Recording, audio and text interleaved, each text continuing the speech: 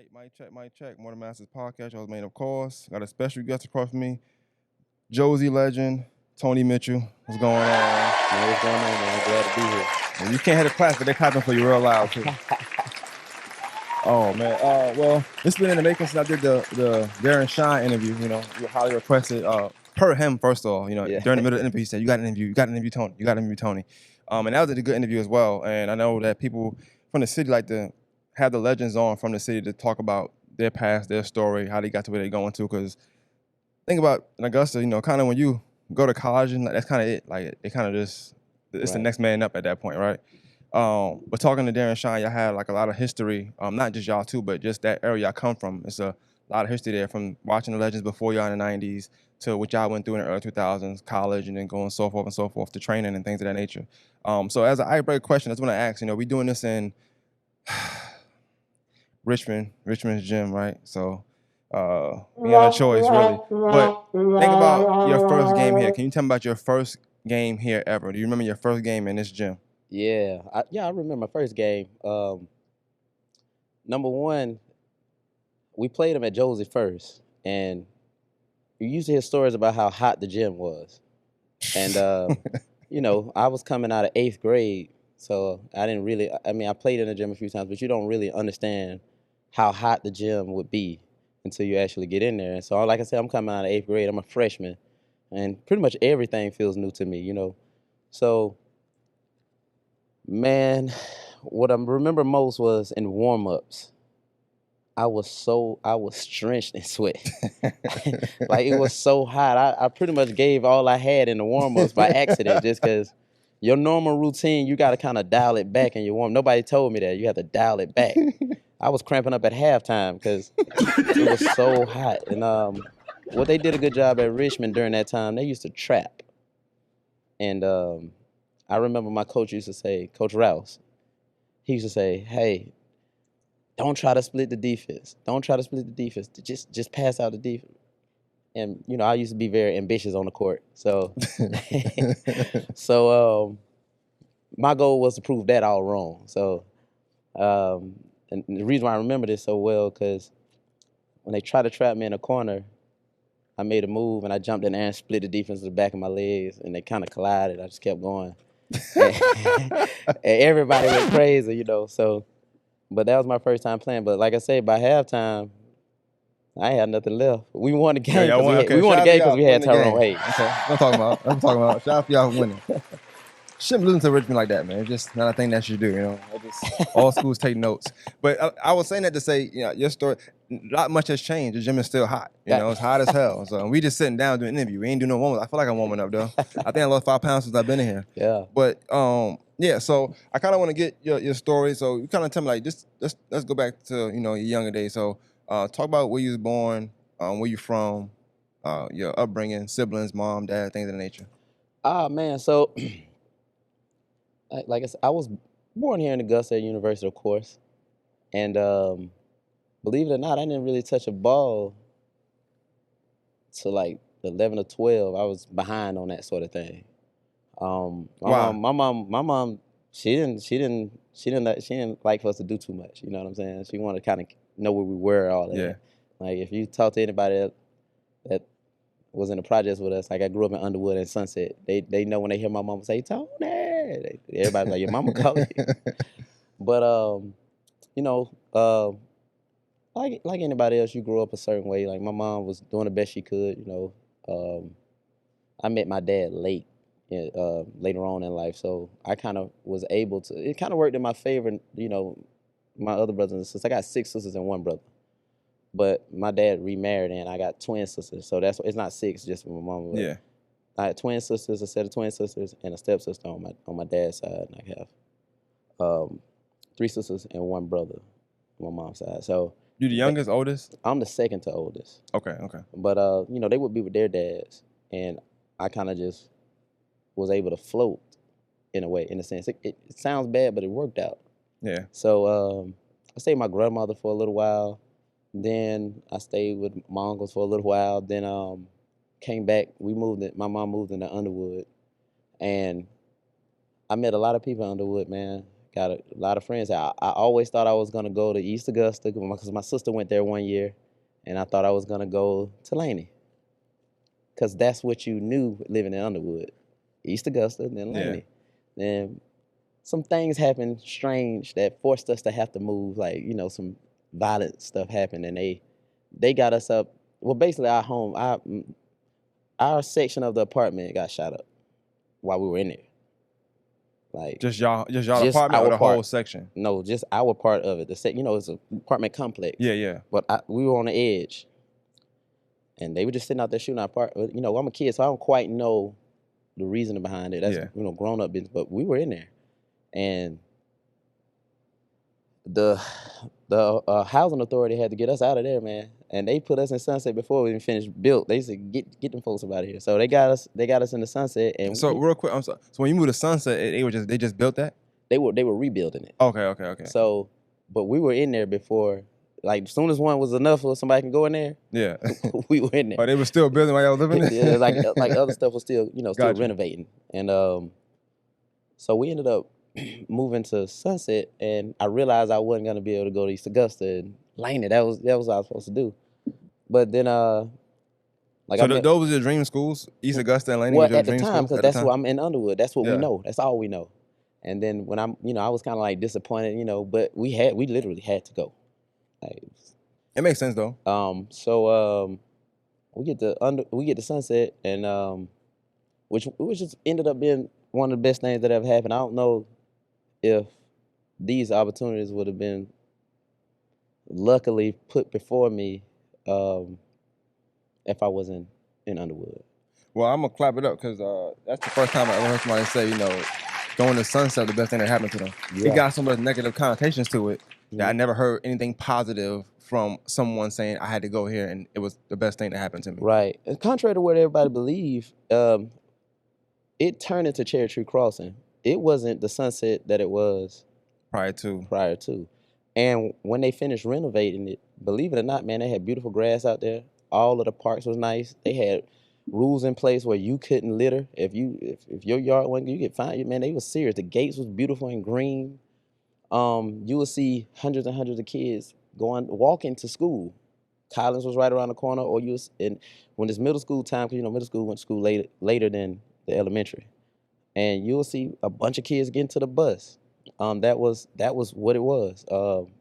I think that was a thriving time during that era, and even Josie was starting to get better. We had a teacher. She started out as my math teacher, Miss Beasley.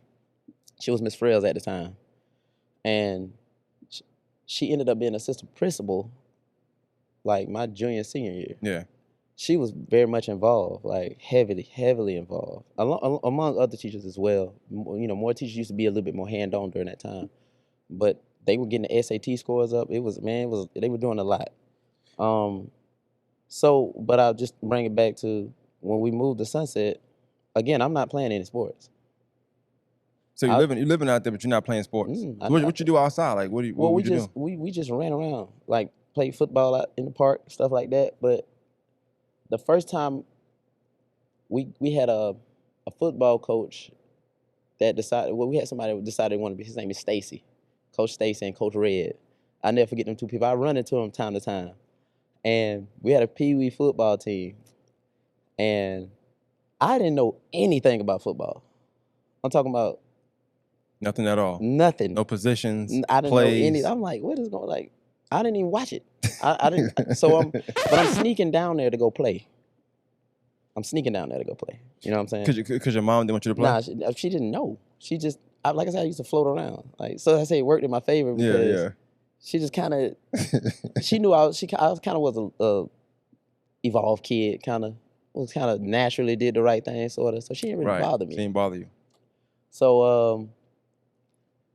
So I'm going down there playing football, and then she finally started talking to the coach, whatever. But she really didn't understand it either. Like that, we wasn't a sports family. Mama had other things going on that she needed to be worried about. So I go play football, and so I started out as a lineman. How tall were you? How big were you? I was smaller than everybody. I wasn't smaller than everybody because my best friend, my brother Fouché, He was the smallest, but he was the fastest. Then one day, we met a guy named Nick Figs that decided to come out there. And when I tell you, he had to be the best blessing to our football team. Nick Figs was the best athlete as a kid I ever seen. I don't care who y'all talking about. Nick Figs was the best child athlete. It's some guys that were big for their age and stuff like that. Yeah, There's a guy named George, but they said he was older than us though. But when Nick got on the team, they put Nick at quarterback. He was faster than Fouché. And that was unheard of because Fouché that's my best friend, my brother's name is Fouché. And me and Fouché looking at him like, that guy good right there, we go. But I'm still on the line. Then they moved me to tight end. Because they was like, well, he's fast. Because I was fairly athletic. Just didn't know how to unleash it yet. Yeah. So now I'm the tight end. Then they were like, you know what? We're going to put him at wide receiver. So when the games came, I started playing wide receiver. Now Nick Figs is throwing his football like we're in college and high school. He's throwing the Pee Wee field is small. He's throwing the whole field. 50 yards. Oh, he's throwing the whole field. So he lay out bombs for me. I'm doing what I need to do to beat the guy, and I'm dropping them. I'm talking about right in my hand, just drop. Boom. But I don't even know I'm doing nothing wrong. I don't know what I'm doing. I hear the crowd going, what? Because you never played sports before, so you don't know what's going on. Okay. They don't know this story, like how I'm saying it. They don't know how oblivious I was to everything. I'm just like, oh, well, they didn't catch it. So, so then another bomb, a slant. We throwing slants and out routes in Pee Wee League. I want you to just put this in perspective. He's sitting back. Like how old y'all this time? It's Pee Wee League, man. So like, it's 6, 10. 7, 9? It's like 8, 9. Well, it's like 10. Yeah. Pee Wee League, what, 10? 3rd or 4th grade. Yeah, we 10. Nobody wasn't doing that but us. Yeah, it's a grown man. Like, you should see after the games, people like, can't believe we running routes like that. So I was always a hard worker. So, and I appreciate those coaches, Coach Stacy and Coach Moss, because they stayed after practice, and Nick did too. And sometimes Nick, with his parents, he had to leave, but they would stay afterwards and just throw the ball at me hard as they can. Throw rocks, I had to catch everything. Just throw just what? They weren't throwing hard, they just tossed okay, making sure. And I had to have quick hands. Got you. So from that point on, then Nick started loading it up and just throwing it. I'm catching everything. I'm like Jerry Rice out there. What your mom said when she found you were playing football? Well, like I said, my mom had other things that were just so much more important than what she was dealing with. And she couldn't really, she just can't, she had a lot going on. She couldn't really focus on that. So she ain't trying to stop you though? Well, she didn't. She knew, but she didn't know. Gotcha. Because she see the pads in there and stuff like that. But she don't, like I said, we wasn't a sports family, so she don't know. She looking at, what was that? She kind of like, what is that? Yeah. Oh, she don't know there's games. She didn't know you're not in trouble.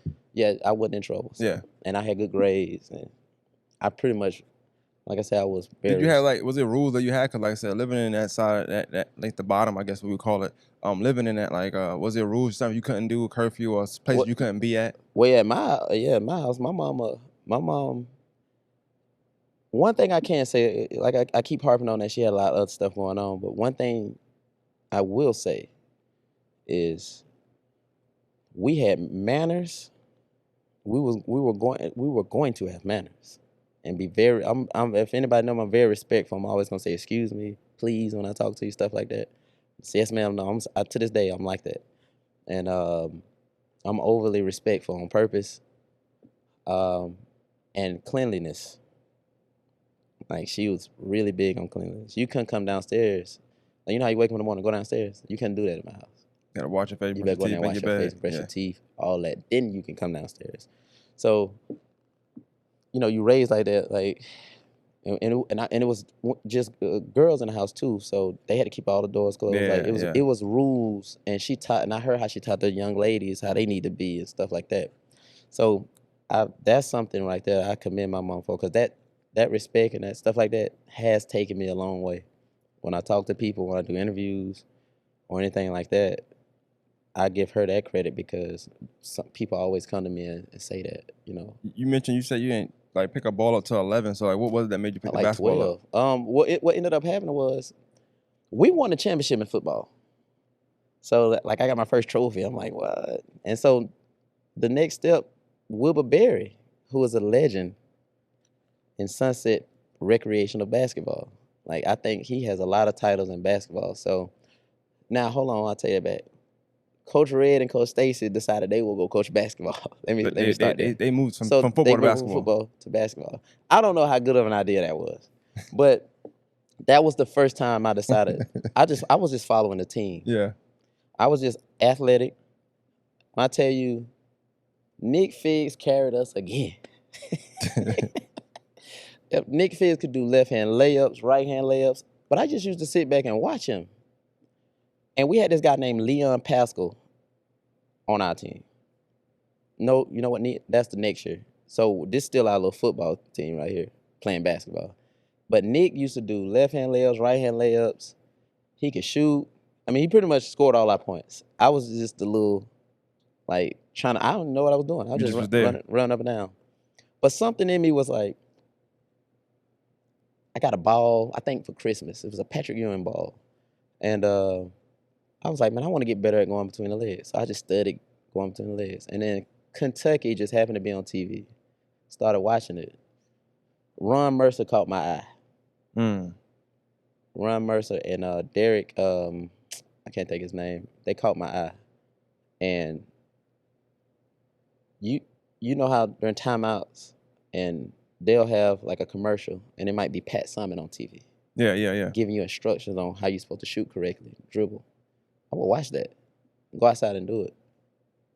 I understand it. I started understanding football more, and I started understanding footwork and stuff like how could I be faster? How could I be quicker? Stuff like that. So I just used to. If you ever been in a project, I don't know who have or who hasn't, but it's a bunch of sidewalks all through the project. So I would just go between the legs continuously. If I mess up, I would go all the way back, start all the way over. On your own, you just on my own. I just started doing it. So at that age, in your own, you had a discipline to go. Because some people they'll go halfway, so you went all the way back every time. I go all the way back every time, and I couldn't always go down to the center. So it was a brick that was a different color than all the other bricks. That was about 10 foot, and I just practiced shooting to that brick. And as if it was a rim. As if it was a rim. Gotcha. And I have to hit it perfectly a certain way every time. If I missed it, I start all the way over. So if my mama let me go to the store, I would dribble the ball. Like it would take me forever because it's a bunch of. So I would just dribble the ball between my legs and to the point where I would never mess it up. And you gotta think it's cracks and all that. I would get to the point. So by the time the next football season came, I was a better football player too because I started to understand. And we're getting bigger now. I don't even think Nick Figs played with us that year. So he can't carry out now. Nick did play, but he was behind this older kid named Derek Blue. We're midget league now. That's what they used to call it, Pee Wee, then midget league. I don't know why they called it that, but probably can't call it that no more. No, you probably can't call it yes. But it was midget league, and this guy named Derek Blue. I'm calling some names out. They probably gonna be like, oh Lord, but he used to. He had this high pitched voice, and he was the quarterback. He was older than us though. We could have probably played Pee Wee one more year. Yeah. That's how young we were. And that midget league is 3 years, so he was in his 3rd year. So of course he's gonna start over Nick. But he was the funniest dude. He had this high pitched voice, and he would hot, and he'll say it a bunch of times, hot. But I was really good at receiver. But we were so sorry. Golly, we were sorry. So but we were in the 6th grade at that time. Now, when the basketball season came back again, I was a completely different player. I still didn't know the ins and outs of the courts. But as far as dribbling concerned, and can jump and run fast, but I started to realize what effort I needed to put in to be fast, be quick. I would, in midget league, you still couldn't, you couldn't press. Okay, you just had to let the corner like, at May Park, you couldn't press. They had to wait till you come past half court. So I used to intimidate. I was the point guard, really the 4-man though, but I used to bring the ball up court because Nick was our best scorer. Nick was everything. Yeah, it seemed like it. We can do nothing without Nick. So I would come up the court I have high socks on, and I would just come up the court on between the legs the whole time. And the other kids just be like, because you seem to advance with the ball. I really didn't know what I was doing. I didn't know. I'm serious. I didn't understand anything about basketball, but I made it look like I did. So I'll come up court, one between it the whole time. All I did was pass it and get out of the way.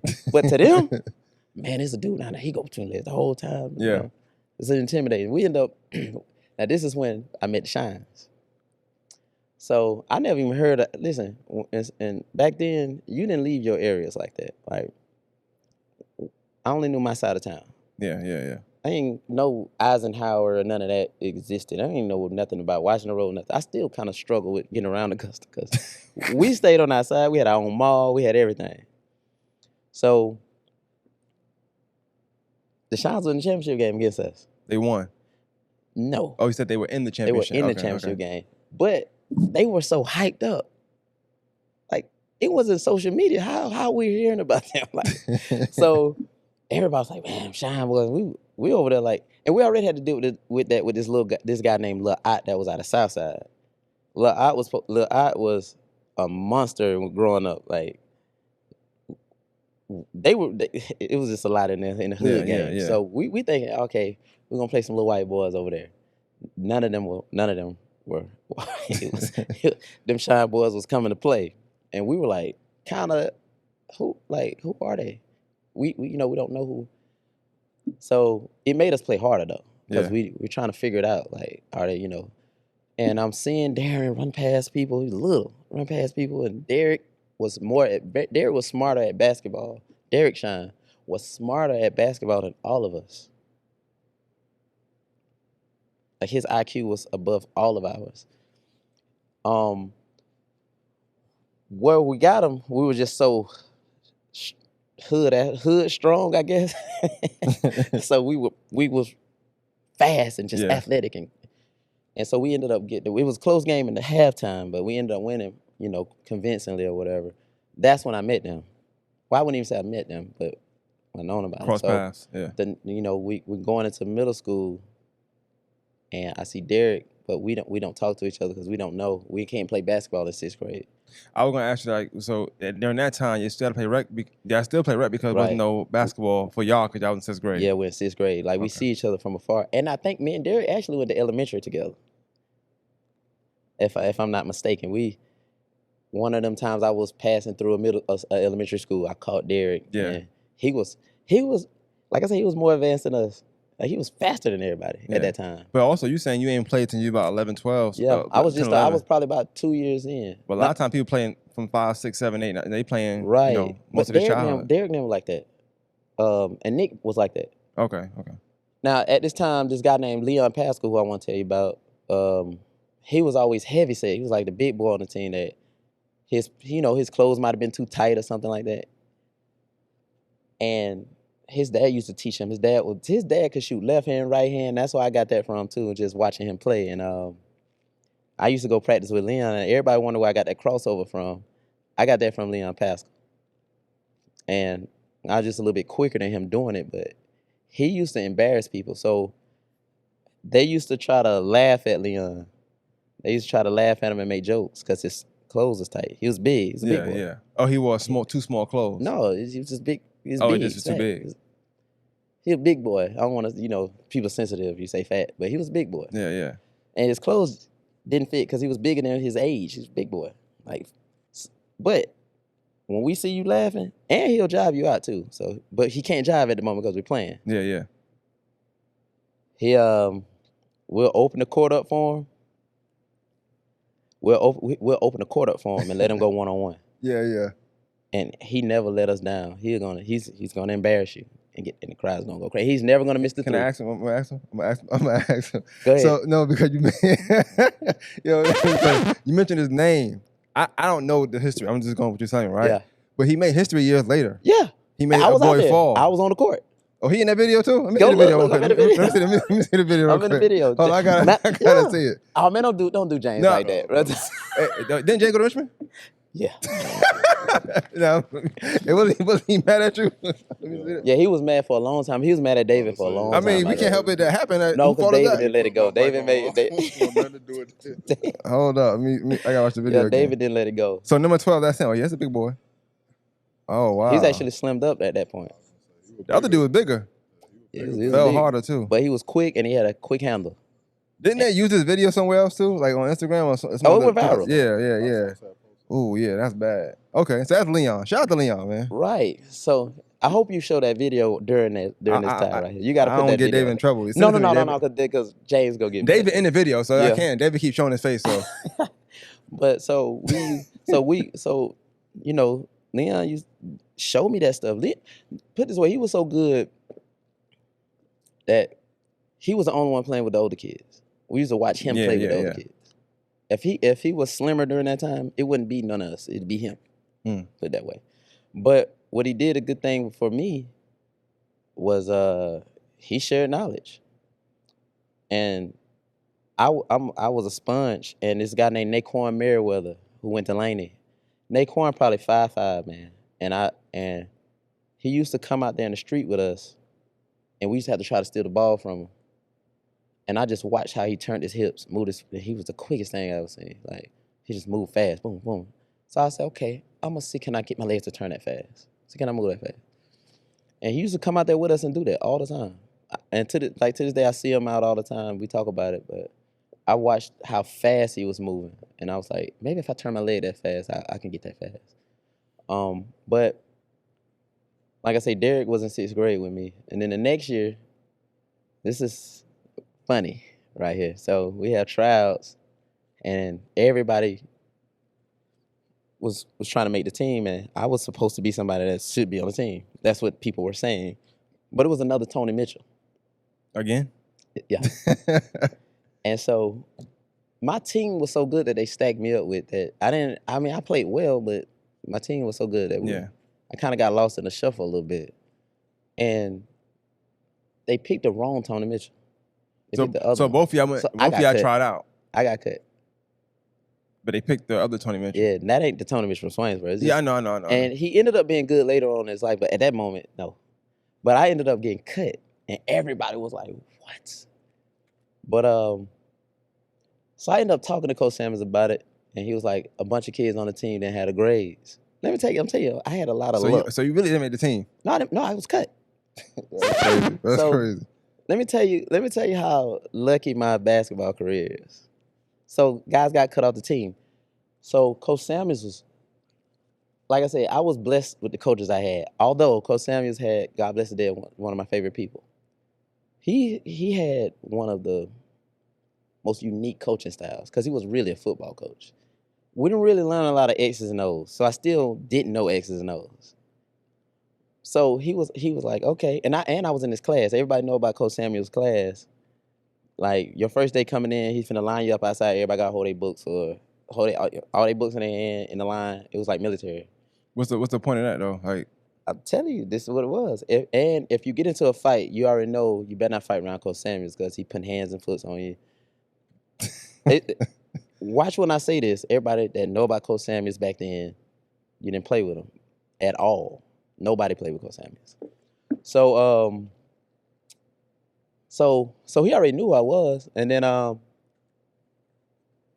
so I got cut, and then he was like, okay, you can come try out again, but you got to play everybody on the team one-on-one to get back on the team. Everybody, so the whole roster, team, centers, big man, everybody. Okay. And if you lose one game, you're not on the team. I say less. And it's full court. One-on-one full court? One-on-one full court. One-on-one full court. 12 players, 15 players. How many players it is? Play everybody one-on-one. I beat everybody one-on-one and made the team. So the first game, we was playing the upper class a lot. And that's back then they had the silver division and the gold division. In middle school. What that mean? So the gold division is the championship. Like, they the best. And there's a silver championship you can win. Okay. So, like NIT or something like that? Yeah. The second of the best. Yeah. And so first game or so, I didn't really play much. I think the second game I got in. And I just went off. Soon as you got it. Mind you, this is you not knowing X's I and O's. still don't know the X's and O's. You of just the going game. off pure talent and whatever you taught yourself. Yeah. Walk around Yeah, Sunset. Still don't really know. So nobody really knows this, like how oblivious I was. What So was happening. even so, you know now, but even in real time, like as you killing or you doing whatever you're doing, you know when you killing or you just like. Well, I feel knew like you're just whoever was playing. in front of me I'm getting past them, and whatever behind me, I'm jumping over it. How high could you jump? I was a small guy, but I could get up there. So it saved me because I was just an athlete. But and I understand now, like when I look back on it, when I started really understanding the game, why some people didn't like playing with me. Well, tell me why. That's why I don't. That's why I relate to Westbrook, and I don't like the way he plays because I understand what he's doing. Because I was that way. I see whoever's in front. I see one person back. I'm trying to see how I can score on both of them. Okay, all right. That's what I'm trying to figure out. You're not playing team ball. No. Because I don't know. I don't even know the objective of this game. I'm just. I know I can get past him and score. Right. Yeah. So I end up. We had this guy named Charles Smith on our team. We were both in the 7th grade, and he was good. And I thought I should have got MVP that year, but I ended up getting co-MVP, and he was the MVP. Did you start? I took over the starting position. So after that game, second game, you got in, and that was it. That was you it. ain't look back. Yeah. Okay. And so I got co-MVP. He was MVP. Wait, hold on real quick. You said Sean was on your team as well? No, they weren't on this team. They ain't gonna miss with you. They went somewhere else. They did. Darren, I don't think Derek played my 7th grade. He played 8th grade. Okay. He got cut too or something, or he just didn't play? I'm not sure how that went. Right. It was a bunch of 8th graders, man. Okay. So and they already had the team set, but 8th grade, and that's when Darren was in 7th grade. They might have, Darren was in 7th grade. So that's when things really got going. Now they understood the game. They don't know how much they was covering for me. Like just because you know like defense at all, offense, nothing at all. Well, defense I know you're not scoring on me. I knew that, or I knew if somebody need help, I'm gonna go block it or something like that. But rotations. So zone, you was horrible at the zone. Well, I did what they told me. Oh. Okay, well. But I'd have my own understanding. Let me put it that way. Got you. So that's why I relate to the kids when they don't understand, because I was once that person at a high level, not understanding, but just out here. Now, I'm gonna tell you how long this lasted. So we ended up playing. Well, now we're playing, and our team was so good in middle school. Somebody tried to say we were the best team, but I'm gonna go ahead and say we wasn't. Because it was a team at Murphy that I hear about. They had Tyshawn, Deion Grant, Percy. That team was that team was. They had guys dunking on people, all of that. Like we didn't have that. Yeah. And that team would have probably beat us, but we had 3 starting 5s on your team. Yes, everybody that left our school was the best players on the high school team, even the 3rd string. And our 3rd string, he just couldn't always stay eligible. Michael Avery. Michael Avery was the first person I ever seen. The 12s first came. The very first day the 12s came out, he played in the game in them. He took him out the box, put him on, played in the game. He had it. His family had it like that. So we ended up like I said, Coach Samuels had a weird coaching style. So Glen Hills Middle, that was their first year of existence to play sports. We were up 20 at home. He takes all of us out. We ain't play 2nd quarter. We didn't even start the halftime. They came back. And he said, all right, y'all go back in. So we lose it in overtime. And I'm losing my mind. At any point, did y'all ask him to come back in the game? Yeah, like, I'm going crazy. I walked out there, walked in the half. I walked back in the locker room. I was so mad. They had to come back and get me. So then we were and then after Christmas, for some reason, we didn't practice. You know how you had the Christmas break? Yeah. And we played Morgan Road. They had this guy named, I never heard of him. I heard of his brother, Miale. We always used to hear about Miale. Nobody warned us about his brother. Somebody should have warned us about his brother. What's his brother name? So let me tell you. So we go out there. We hadn't practiced or nothing. All of us out of shape.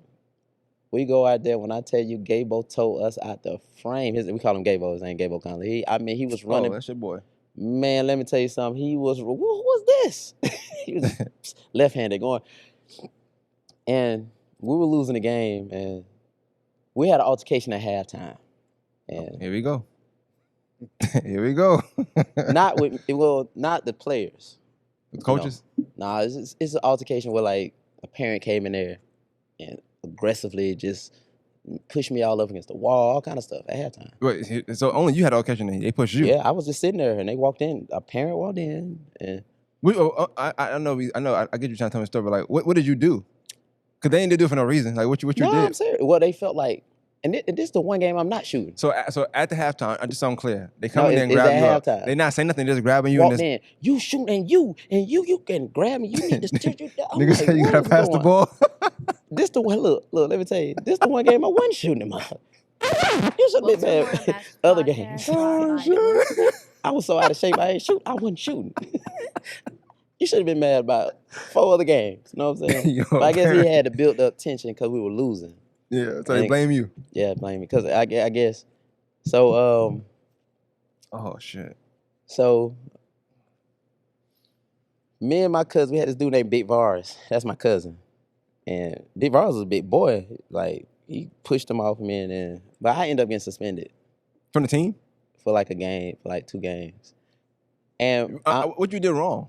Well, I'm gonna tell you this. This is why I love Dr. Welcher, Trevor Welcher's daddy. Like you ever notice on me and Trevor Welcher, Trevor Welcher Jr., we're always having a discourse. That's my little brother.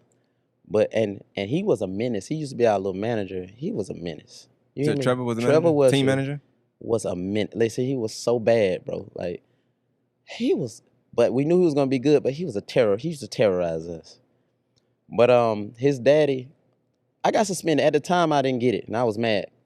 I was mad at him for a long time about it. But now that I look back on it, it was one of the best things that could ever happen.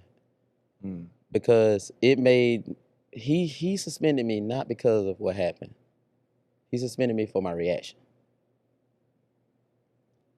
And even to this day, I still struggle with reacting. But I try to be more accountable for now. And I when I'm training the kids, I try to make sure they understand you are in control of your reactions too. And I always tell them that's an issue I deal with, and I ain't gonna let you do it. Yeah. My reaction was a lot. But when you said reaction, you talking about your reaction to the altercation or to losing the game? My reaction to the altercation. Okay. So at the time, I didn't get the lesson. But to this day, I appreciate him for it because it made me look at, whenever something happens, I try to look at me first. I don't want to say, well, it's this person or that, you know what I mean? And like I said, I love Dr. Welcher to this day for it. But at the time, I was supremely mad at him for it. But so I missed 2 games. So we lost our second game. Then we play Glen Hills Middle again. We're up 20 again. He do the same thing. Was that like a common thing for him when y'all up 20 just to like take everybody out? His reasoning for it was, hey, they're undefeated, and we lost to Morgan Road, but he was like, we can beat them. I was like, yeah, if you was, keep us on the but game. He was like, listen, we're gonna play them in the championship game, and they're gonna be overly confident. I told you he had a weird way of thinking. He was like, gonna be overly confident, and we're gonna beat them easy. And they had a loaded squad. I had this guy named Mike Lambert, God bless the dead. They had Derek Foster, Brandon Clemens. They had Brandon Clemens was tall his whole life. You know what I'm saying? They had a good squad. And we ended up playing them. Everything worked out. I had to come off the bench for the rest of the year. Just from that altercation? From that altercation. That's insane. But this your 8th grade year? But, I mean, it didn't matter. You know what I'm saying? I don't know how to play. I just know how to, I had the skills, but I didn't know how to play. Did you get MVP that year? Yeah. I got MVP football and basketball. Off the bench? I ended up turning to a quarterback. Okay. That's what's up. Shout out to you. So I went from not knowing how to play to the quarterback. So that whole summer, after we won the championship, we they used to, every time I go to school, they used to always say, hey, you need to come to the boys club. I was like, what is that? Again, like I'm telling you, I used to be green to everything. I didn't even know what college was for a long time. Somebody had to kind of tell me what that was. I was like, I ain't laughing at you. yeah, like, yeah. I was like, 4 more years of school? Who want to do that? You know what I'm saying? So, but that's how, like I say, that's the lacking of resources. That like we just didn't, a lot of us just didn't know stuff. And I don't think these kids understand how good they have it because the information is there for them. Like I literally just live, I told you I used to just float.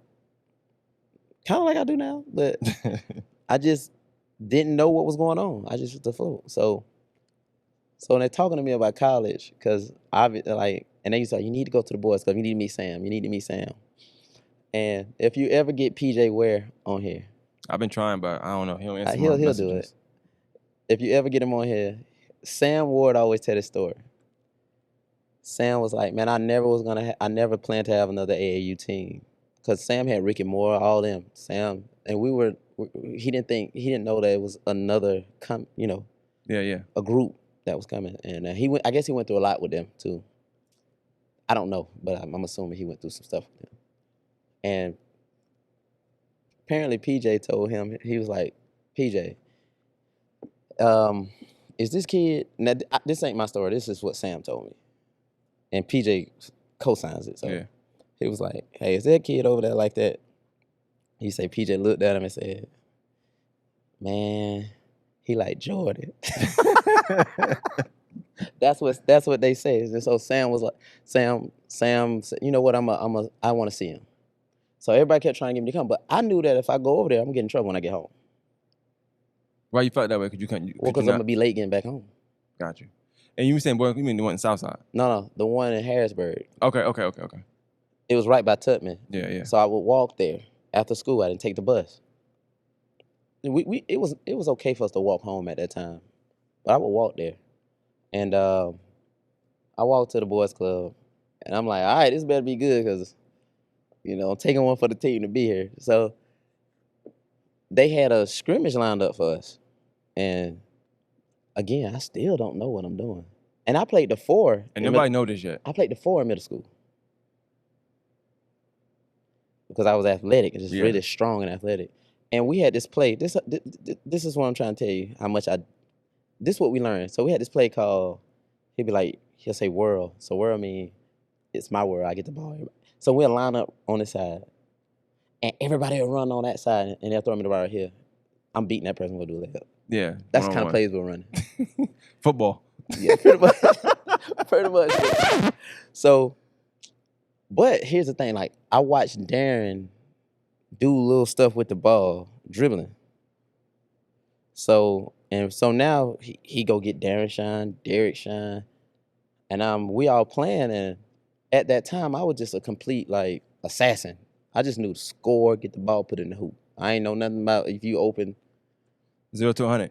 Right, but I scored a lot. And he was just like, we can do something with him. And I listened. Like, we can do something with him. So he went and got the squad together, man. He went and got Darren, Derek, and it exposed me to how to play basketball correctly. So I'm watching Darren always do certain drills. So I used to go home and do them. I'd be like, how you do that? Then he'll show me. Okay, I'll go home and work on it. I'm watching Derek. Derek used to have an uncanny ability to see stuff on the floor. He didn't have Darren's gifts. I can get past people, but he had an ability to see things on the floor that nobody else saw. Court vision. Yes, like he was doing advanced passing before, like he'll look over, he'll jump in there, look this way, and everybody run over there, throw it over there. It'd be a layup. Like he just knew. Some people just know how to play basketball. Yeah. That's what Derek was. Like he gonna catch and shoot, pump fake, you jump, 2 dribbles, pull up. You step up, hesitation, go by you. Like he just knew how to do things the correct way. And we had Charles Smith. Charles Smith ended up not playing AAU with us. I don't know what happened. First day of school, he punched somebody in the face. He never played sports, and he was one of the best athletes I've ever seen. And we had Big Varus, we had Javar Safford, we had a nice AAU team. So we had to build our status. So we had to start with YBOA. And we used to go down there. Me and Darren used to pick people up full court. You see Darren clips on. Yeah, I see it, yeah. Imagine 2 of us doing that. So you were doing it too? I stole something from him. So what he would do, you'll do a spin move.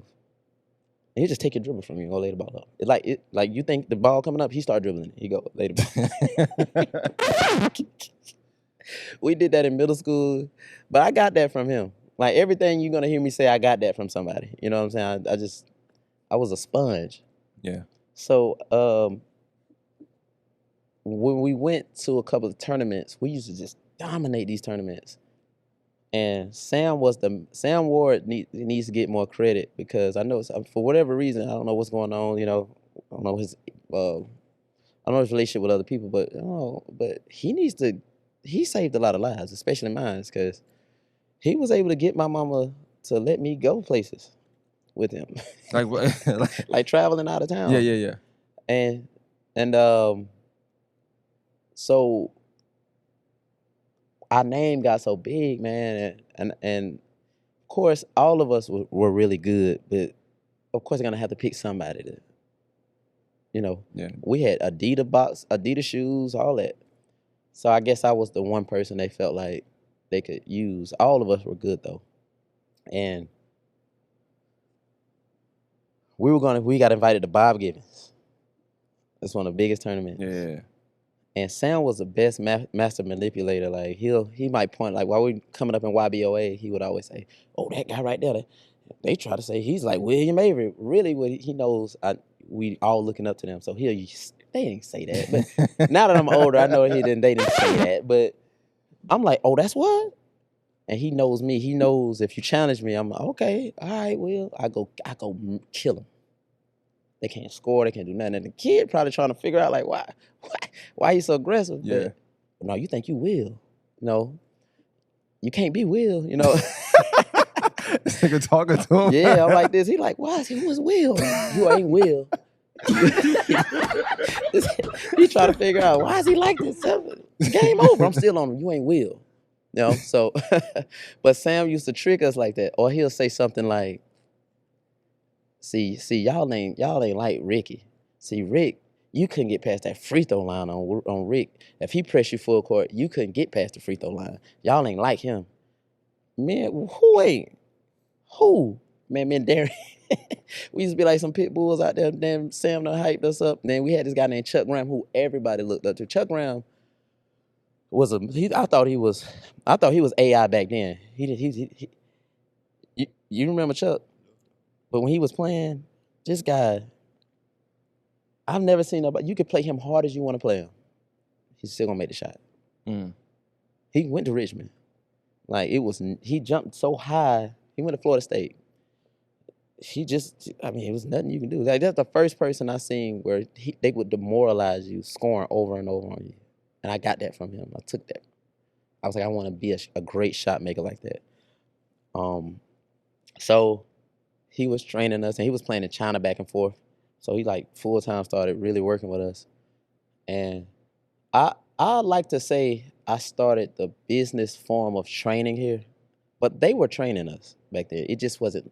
We call it working out. Hey, you come work out. But was that like your first time of getting like actual like this is how you learn the game? Right. So now let me tell you how strenuous this became. So now at Josie, they finding out there's a kid over there. So not only am I in the summer, I'm walking because I don't really have rides like that. I just walk, and I didn't want an accident. I just used to, like I said, I used to float. So I just did stuff. So I wake up early in the morning. I wake myself up early in the morning. No alarm clock. Just get up. Walk all the way to the boys' club from Sunset. That's not a short walk. Get there, practice with them, and they're teaching me how to become a point guard, understanding the game, this and the third. And I will walk all the way back from the boys' club past Sunset to Josie and rouse and practice with the high school team. So now Tebow's trying to teach me how to play point guard. So I'm doing that 4 or 5 times a week, just all that walking and practicing. And I know you heard of Coach Rouse's practices. Yeah. And 2 strenuous practice. I'm doing that every day. And then they found out. It's like, are you walking all these places? Like, wait. No, so right. what made them find out? What was it? Like how they I found think out? we They got saw out. you or? Well, one time we got out late, and I started walking, and they were like, "Ain't nobody come to get you?" I was like, "Nah, I walk all the way to Sunset." Yeah, man, get in the car, man. So, you know what I mean. So, and another blessing I had too. Other people used to always look out, like before my dad, they started being able to come to games. Cause like I said, I met them kind of late. This lady named Anna Tompkins, Jamal Tompkins' mama. She started looking out for me, making sure I could get where I need to get. Because a lot of times I was out here dealing with grown-ups by myself. So she started kind of making sure somebody was there for me. Yeah. Especially after that incident happened in the locker room. Well, just I have to go back to that because I'm letting you do your thing, so it's fine. Because I know you remember like. Was that a big deal? Like was it a real big deal? So people knew, like everybody knew about it, that it happened? Because it's not social media around this time. Well, no, we kept it under wraps. So how did this person know? Huh? How did that person, like Miss Anna Thompson? Well, it was a big commotion. My reaction was really bad. Okay. So she saw, the person going, so she kind of followed. And she's one of those people that, man, she's so supportive. She's one of the best alumni with Laney. She's one of the best people. She's one of the best people you ever meet. If she come here right now, she's just gonna smile, talking to you. One of the best people. But yeah, you and that parent, did y'all make up? Yeah. Oh, yeah, okay. Yeah, for sure. No. It was no hard feelings. We never been having a great relationship after that. But she actually, man, she looked out a lot, a whole lot. Like anything I needed, money, whatever. She's, man, to this day. If I ever get rich, I'm gonna make sure I look out for her. I love that lady. So I'm doing all this practicing, and we go to Bob Gibbons, and so Sam come to me. He was like, "Hey, I want you to mix it up, man. Get people involved." Hey, once coach give you that pep talk, you already know you're doing too much shooting. Right. Well, the reason why, the thing was, they was like, "Well, we think he's good, but is he a point guard? Like, we can't." Like I said, I played a 4. Yeah. I'm just getting. But with Bob Gibbs, it's a lot of odds gonna be on you too. Right. So they're trying to put the ball in my hand a little bit more, so that I can kind of get this thing down pat. And so, I like I said, we still got Darren Shine. Darren Shine was playing with us, even though he was younger than us. He's the point guard. But they wanted this. If I got it on the wing, I'm still trying to. And for some reason, our team froze up in the first game. I'm passing it, dropping dimes. Big Vars don't ever miss layups. He's missing layups. We was just froze. I don't know what it was. You think you were passing too much? They weren't ready for you to pass that much? What it was. Bob Gibbons is a really big, I don't know, the lights might have been too bright. Or maybe they were looking for me to be the person to break the ice. I don't know. But we were all really good. It was really was no ice to need. Darren could go out there and we had a squad. Everybody was good. So at timeout, Chuck came to me. He was like, "Hey, I know we say pass it, but we throw it out the window." So I had a game, man. I had a game where we were down 20. I think I scored the next 20 or something crazy, like next 15 straight, like that. And we didn't fare too well. I think we like one out of the 4 games or something like that. But when I left there, I got ranked 7th in the nation. For your class? My class. In the whole nation? The whole nation. And this is you in 9th grade already? You and Joe? I'm going to the. You going to 9th? So going into high school. So I'm clear on this. Going into high school, I was top 10 in the nation in my class. Meanwhile, you didn't play ball in 6th grade. I still don't know what I'm doing. And fundamentally, you don't know nothing that's going on. Right? I still don't know what I'm doing. You had one trainer your whole life. Yep. Okay. I still don't know what Chuck Graham and of pure talent though. Of pure talent and athlete. Your own knowledge of training yourself through the walking and stuff like that. Yeah, just understanding the footwork of it all. But I put it to you like this. So now it's time for us to go to team camp going into my 9th grade year for high school too. Again, I don't know what I'm doing. If it wasn't for this guy, this guy was supposed to be the next best thing. We call him Bogey. But you know, he kind of had one foot in, one foot out the streets. But he used to be the most popular. Still is. If you walk in here right now, he still fly to this day. All the girls, everything. You know, you young, you see him. It's like a star. Yeah, He's like yeah, a star. yeah. But you know, he had one foot in, one foot out. So good thing we picked him up. Coach Rouse, like I said, he's in your life. And got him off the street, made him come to team camp with us. Out of shape and everything. I'm so glad he was there. I was horrible. In team camp? Horrible in team camp because it was moving too fast, and they got me at the point. I don't know what I'm doing. But everybody think you do because everybody think I do. You've been successful so far, right? So, and they're trying to tell me to do stuff like, "Hey, run the offense, do this." I'm like, "What? Timeline? What is that? Go to the block. What is that? Pick and roll. Like, you don't know what that is he stuff. talking about? Like, and everything is moving fast, and then we're playing against guys that's future NBA players. Like we playing against, I can't think of the twins' name, Jarvis Hayes and all them Douglas. We really playing people. If it wasn't for Tyrone Hayes and Bogey and Ricardo Middleton, and we had this dude name, I can't think his name, but he was at Qantas. We always thought he was going to come to Qantas. He looked kind of Chinese. I can't think his name. Somebody please tell me. But, man, they bailed us out because I wasn't ready. It was moving too fast. And then it was just moving too fast. So, I'm going to tell you, it's going to be a string of luck for my whole career. A string of luck. So, summertime we're playing. Well, Bogey saved me because even though he was out of shape, he understood the game. Like he could. Yeah. That's how we was getting. But Tyrone Hayes was a monster. Listen, I don't know why we don't talk about him like that. But Tyrone Hayes. I hear about him playing. I never saw him play, but like I said, I'm not from here either. But I do hear about him. When you talk about these people that can jump, I don't care. They don't jump out of him. Not standing flat foot. They didn't jump out of him. It's two people from Josie out here jump. No. A lot. It's Tyrone Hayes and can't think of John Walker. Whitehead? What's his last name? Walker? John Whitehead? No. Oh, damn. I can't think. It's on the tip of my tongue. Marty Walker. He can jump higher. This is not my Marty. I played with Marty. He could jump. This ain't the same kind of jumping. Now we had another guy. Now you can put his name Flight. He played with M1 named Robert Wilson. He could jump from the free throw line and stuff like that. Like he was doing that in the games. And this is y'all team. And this people y'all playing with. So I got him my junior and senior year. So I meant to say their junior and senior year. I was a freshman and sophomore. Got you. So listen, Tyrone that summer, man, he could just hit his. I mean, one time I threw him a lob, he hit his neck on the rim. He still dunked it, but he hit his neck, and it was not. He had to sit out for a while. So when people be like, "Oh, this person can jump and all that," they don't. There might be somebody that can probably run and jump high, but standing under that rim and jumping, I've never seen nothing like that before. And he carried us, like he was dunking. I mean, this through the season or just team camp. This team camp, and that's when I was like, "Oh." Let me ask you something about the team camp though, because you going into team camp ranked. Yeah, it's a freshman. Yes. Do they know that? No. Like, is it like like we know now? Like somebody get ranked this week. We know they ranked at this.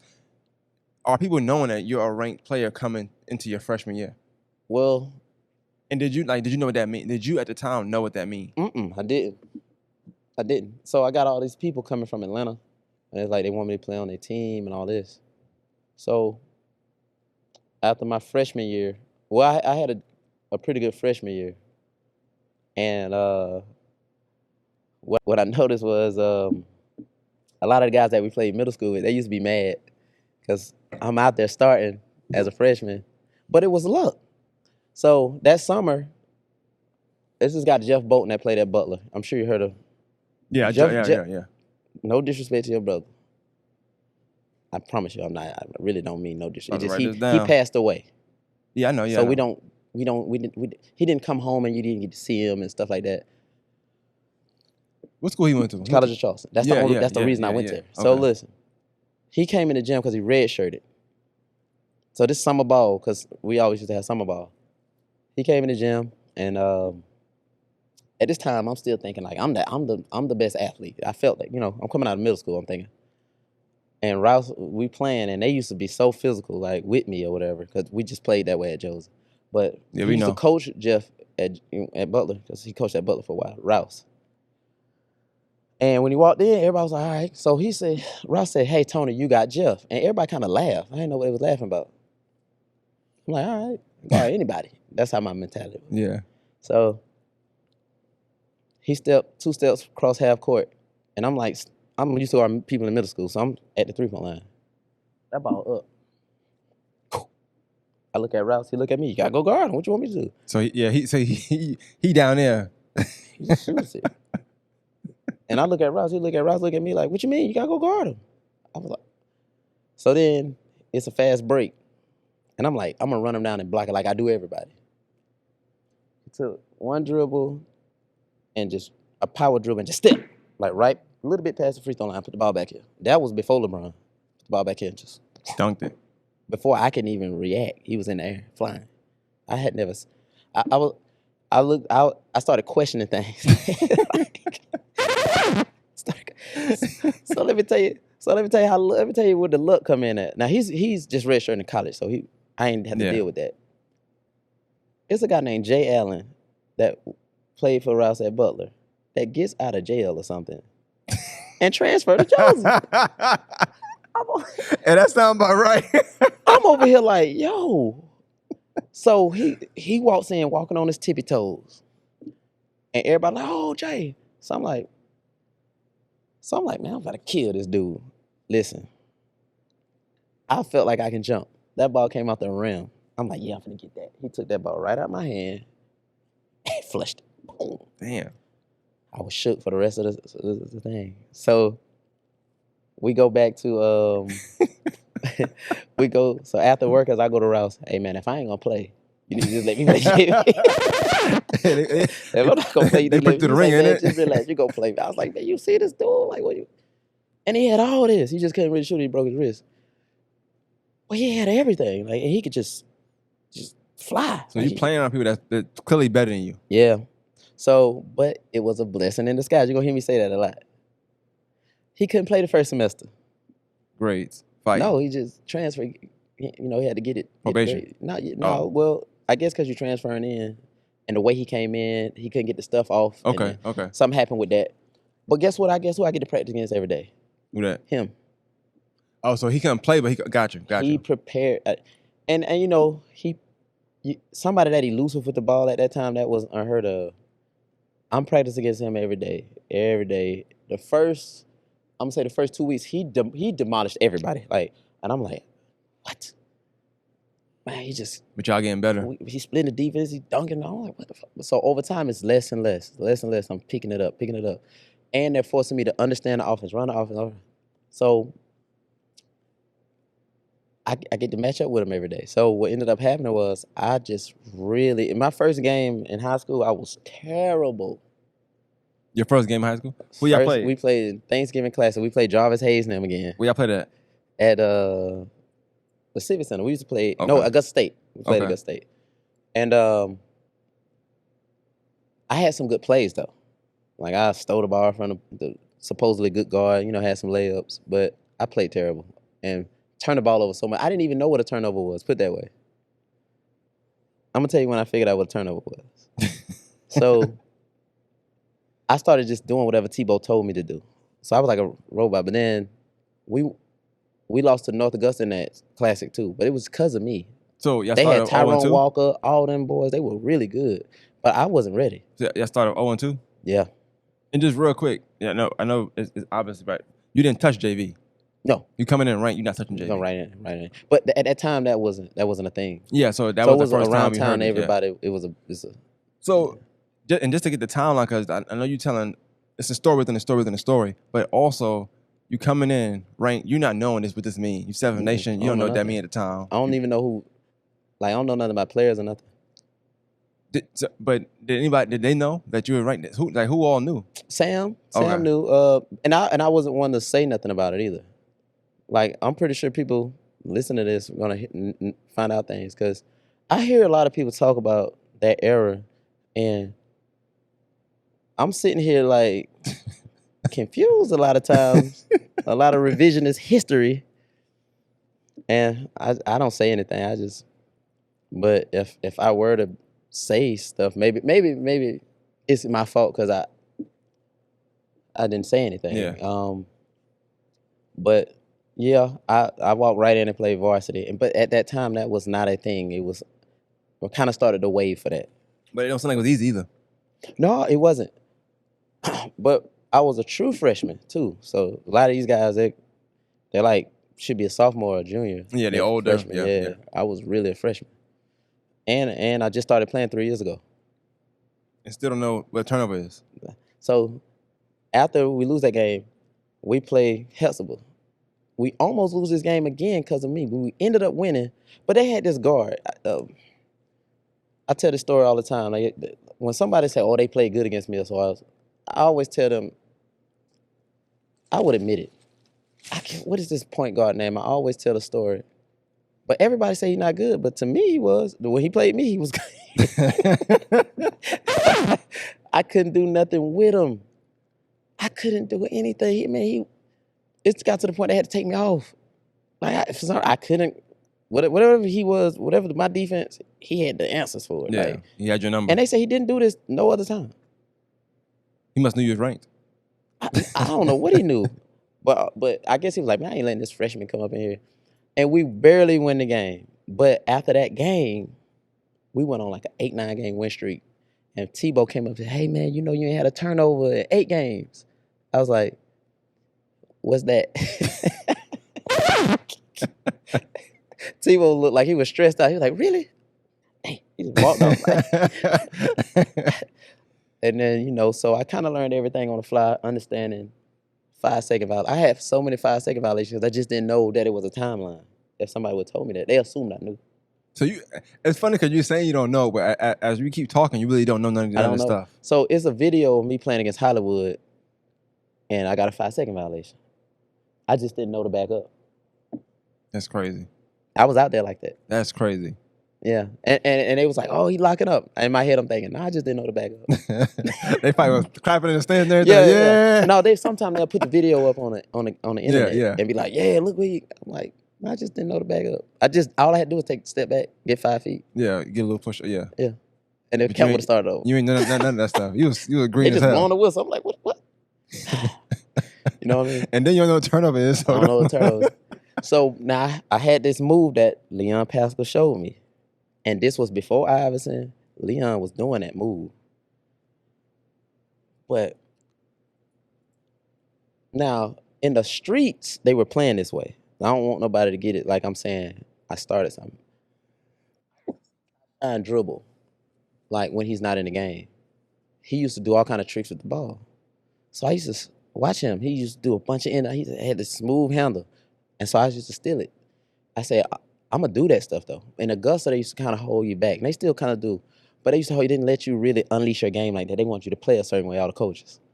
But I was blessed, Coach Rouse. And I almost didn't go to Josie because Chuck Graham, I really looked up to him. I was going to come to Richmond.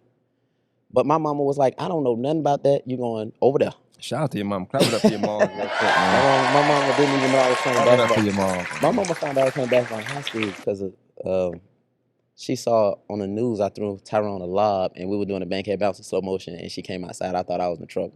No, first of all, that's crazy because you ranked 7th in the nation. Your mom didn't know you played high school basketball. Yeah. She didn't even know what was going on. So then she started kind of realizing like I might be a big deal. But so I wonder if you could find that clip too. That'd be dope. Yeah, it was smooth. Like I threw him the lob. The dude fouled him. He just all I did was throw it above the square. That's how high he jumped. I just threw it over. As long as it was over the square, I knew nobody else couldn't jump up there. The dude bumped him. He still caught it. Boom, right on his head. Fell down, came up. By the time he came up, I'm in his face. We coming up together. Yeah, we got to find that clip. I think it's on Channel 6 or something, man. I'm going to ask the news because they let you search some stuff sometimes. So I'll just go through it. That'd be dope. Right. So now we go to the... We had a good year, and then Jay came back in the second semester, the guy who should have probably started over me, in all honesty. But by the time he came, I mastered this thing already. Now I know what I'm doing. Like I'm making half court bounce. I'm leading the state in assists. Like I know exactly what I'm doing. I picked it up. And like we had a chemistry. Let me ask you a question real quick. Because I've been thinking about this tournament for a while now, but I don't think people talk about it enough, like when you find your stride. But like, the process to get there was hard. Obviously, you took a lot of days in practice. You getting your ass bust, and you probably second guessing your talent and stuff like that. But then to find that time when you found that stride, you felt like, okay, I got this. Right. Like, I know you said the guy coming second semester, but when did you feel like it clicked for me now? Like, I know what I'm doing. I'm that guy. Well, when he came back, he was so flashy that he would turn the ball over a lot. So he was so talented though but he would get in the game. Once he got in the game, he trying to throw a lob, he trying to do something, and he try to press and he'd turn it over. Guess what? They got throw me back in the game. Get him out of there. So he, he was pressing because he was trying to show he should be out there. But at that point, we was really grooving. And now he saved us a lot too, because once he's really, got into his own groove, because he had to get into it too. Find his role. Yeah, and then we were really grooving. He come in the game. Sometimes we been there together. Now we pressing, like we really got a good stride. We caught a stride, and we played well together. We probably should have won a state that year.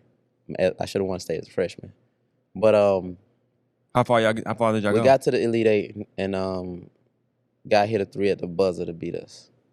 I think it was after the buzzer. What team? Westlake. Okay. It was after the buzzer. I don't care what anybody says. It was 4 seconds. He walked the ball up court, did a move, did a crossover, Who was step guarding back, him? fade away. Jay was guarding him. Okay, just making sure it wasn't you. And he hit it. But I just need you to think about how good Tyrone was during that year. Like, that dude. That was his senior year? That was his junior year. Okay. That dude. Man, that dude. So it's funny because, you saying how good he was. You the rank one. You seem to be leading He ended the up team. playing with the Georgia Stars that summer. So he played PGM. Yeah. So what ended up happening was now I got Team Georgia, Georgia Stars, those are the major ones, and Atlanta Celtics. Oh, real quick, I want to preface this. So back then, talk about AAU and how there wasn't 1,000 teams. Right. So I'll get into that. Right. That's what I've been transitioning to. So back then, you had to be really good to play AAU. You gotta be like that. Yeah, and they'll come to you. They will leave Atlanta, come down here, and scout you and watch you. Lindsey Davis was the coach for Team Georgia at that time. And he came to, I don't know what school it was at that time, might have been Lankford or something, or maybe Sutton, just to work me out to see what the hype was about. And he was like, he's ready for Nike camp right now. At the time, Georgia Stars, they were really loaded, and I didn't play with them. They had Rod Teasley and all them. Tyrone played with them that year.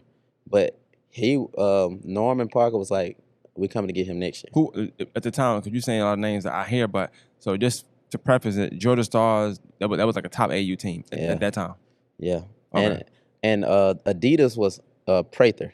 He ended up passing away. I'm gonna tell you this. That guy, another blessing in disguise. And I don't know how all of this was happening, because how were they able to find me? I just don't know, because my mom and my dad, they wasn't involved in this. Like, Sam was making all this stuff happen. Yeah. All I know was hey, you're about to fly to Indianapolis for ABCD camp. I don't even know what that is. So you flying? You just getting called? This the first time somewhere. I'm gonna fly, and I'm like, I don't know what that is. And I'm like, okay.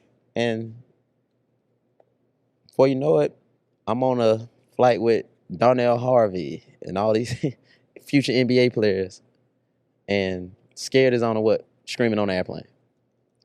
So I get to ABCD camp. There's only 5 freshmen invited. And I really should have been number 1 freshman, but I ended up being number 2 freshman, because this guy did one play. And it was a nice play, but he ended up with, so I played against all the guys. Jason Williams, Carlos Boozer was there. DeMar White Johnson. Jason Williams, white chocolate. Jason Williams? No, Jason Williams. I went to Duke. Okay, oh, Jay. Now, I don't know nothing. This is how I kind of got my name, though, because I don't know nothing about any of this stuff. I don't know these people. I don't even know what to look at to follow these things. I had other stuff going on in my life. You were just oblivious to the rest of that stuff. I was oblivious, man. If I could go back on again, man, I would cherish the moments more, but I just didn't understand how important it was. You really just what was in front of you? It was in front of you. That was it. I just kind of went with whatever was going on.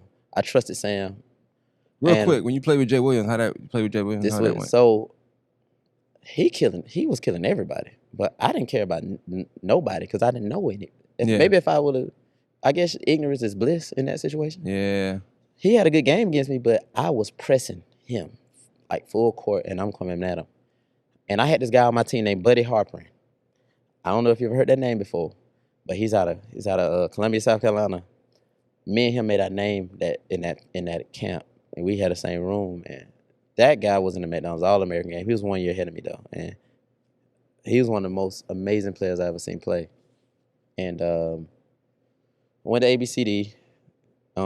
Made my name playing. Everybody said I played him the hardest the whole camp. Did you know what that camp was at the time? No. They making us take class. So we take these classes in the All-American camp before you reach start. I seen footage of that. Okay. So, and that's why when one of my friends was having this debate with me about Anthony Edwards, he don't know he young. No, we know. They warn you. They've been warning us and making us go to class through this stuff since as soon as they know you're gonna be good, they got you in these. They get you. And so I'm at All-American camp, and I come back. I ain't thinking nothing of it. They send me home with the paperwork, and sure enough, I'm the number 2 player in that class for that. So now, hold on. All right, and Prather was I went with the Atlanta Celtics because he wanted me to play for them. Yeah. Listen, I probably burned bridges that I didn't know I was burning. Because you didn't know what was going on. I didn't know what was going on. So he was like, listen, when I got there, he was like, look, I want you to be a part of my program, this, that, and the third. We stopped, matter of fact, on the way there, we stopped, me, Joe Johnson, me and Joe Johnson. We stayed overnight. We played, Atlanta Celtics have their own gym and stuff. We playing with Deion Glover, all these guys. We playing, and I'm holding my own with these people. But I don't know nothing. You don't know who? I don't know nothing. And Joe Johnson's just a smooth cat. Who knows he's going to turn into Joe Johnson? You know what I mean? So we go to camp, and we do our thing. And we come back. Maybe they are trying to get in touch with me. Maybe they aren't. I don't know. Sam handling that. I don't even know what's going on. Yeah, so you don't know who kind of. You just playing basketball, and being you. But we still got our team here in Augusta, man. So Peach Jam come. The Peach Jam come when we get back from ABCD. And I was supposed to play with we had a CSRA team that was always in it. I don't know if they still do that. No. But they should. It's here. We should have an opportunity. I agree. And we were really good. We had Rolando Howard went to University of South Carolina. We had, I can't think his name, but he went to Clemson. We had a squad. I got penalized for going to ABCD camp because it's a night. I'm like, how? They make me sit out a game and have to apologize to the team for going to Adidas camp. But then Joe Johnson, we came back together. They didn't do him like that. Because ABCD camp is what? Adidas. Yeah. Oh, okay. So they like penalized me. It's like, because I went to ABC, like, now, so eventually they, I played very well in that time. But you're not knowing this stuff because your coach just sending you places anyway. Yeah. But it backfired because I ended up moving on to Team Georgia. Actually, Team Georgia was there. They was like, if I knew they were going to treat you this way, you could have played with us. Yeah, they got you. So I played with Team Georgia in the PG. After that. But I didn't leave Sam. I played with Team Georgia. So me and Hollywood would go and play. Me, Hollywood, and Richard Wilson, we would go play with Team Georgia from time to time and play in big tournaments. Like a lot of them guys you see talking on the podcast, they had to see, if we can pull film up, you will see me taking them apart. But so now that's my freshman, going to my freshman. Now you got to think, we didn't have 16 and under, 17 and under, 15 and under, all of that. It was all 17 and under. So my freshman year, that's 1 year playing in the Peach Jam. So the next year I played with the Georgia Stars. Man, it was the most emotional thing because I had to lead a team. I left Sam, and I left Darren there. Well, how did Sam take it? It was bad. It wasn't a good thing, man. Like sometimes I think back on it. Then I almost got in trouble with Nike. Like Lindsey Davis and Norman, they had to have a meeting when we went to Boo Williams before they let me play. But Norman covered his tracks. because Lindsay was trying to say he stole a player by giving me stuff. So you talking about George Raveling? These are big Yeah. Nike people having an issue about me. You know what I'm saying? But So it's a lot that come with being ranked. yeah, but I don't know none of this stuff. But at this point, you number 2 in your class. No, just 7. Okay. I was ranked 7, top 10. I ain't get that high. And I meet Kwame Brown. Me and Kwame got real tight, and I was rated over him, but I knew that wasn't gonna last long because he was 6'9" at the time and quick, fast. We like sophomores, and I was like, yeah. Then then I said, yeah, he's gonna, But so again, Norman did give me stuff, but he ran it through. He made sure it was okay to do. Norman came, this white man in that year's Cadillac, pulled up in Sunset at night with a box of Jordans. Hey, so I said, man, I'm gonna go to play for you, man. Why not? You know what? You're serious. You're very serious about it. But it's still, man, I still hate sometimes that we probably could have built something and I ruined it. You know what I'm saying? I probably ruined it. You being young, though, I just feel like... And I didn't know what I was doing. But now I think kids got it a little easier in the sense of some people do have the information now. It's easier to get information now with social media and phones and things of that nature. It was no info for you. Like, you're doing this on your own. Your mom, she got her own stuff going, like you said. It's more kids. It's from what you tell me so far, I ain't hear your dad as much yet. Well, no, he started getting more involved, but not on the basketball side. My dad was kind of like, I'm gonna let you handle that. Make it. They have something wrong with an adult or something like that. He's stepping in like that. They're more. My dad is more. They're coming. They around. But you just walk into a lot of things blindly, or you giving somebody your hand and saying take me, and you just trusting them to take you somewhere. And that's why, like, if somebody asks me for something, help or anything, I try my best to do it because things could have went awry. Like it could have went bad. And did you not have like any coaches like Rouse and none of them didn't try to like step in and say you should do this or you should do that? Well, they did, but at the same time, they also, like, at that time they really didn't want to persuade you one way or the other. They want you to kind of make your decisions. So, and if like people give them dads or those mothers a hard time that really push their kids, I don't, because end of the day, the kid does have a choice. They made a choice to want to be good at a sport, but they don't have the understanding of what it takes to be successful at anything. Yeah. That's when the parent provides that for them. So no, you don't get to say you ain't going to practice. No, you don't get, no, you told me you want to play. So therefore I am putting you in a position to be successful. You need to learn discipline. You need to value people's time. So no, you don't get to miss practice because they are there. So you're going to be there too. Oh, you tired today? Well, they are too. They're there. So you're going to be there. I don't understand missing practice. I don't know what that means. I don't care what it is.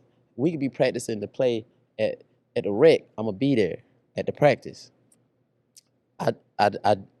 I'm hearing kids don't come to practice. I never heard of that before. I don't know what that means. And right now, if we're gonna keep doing it the way we're doing it,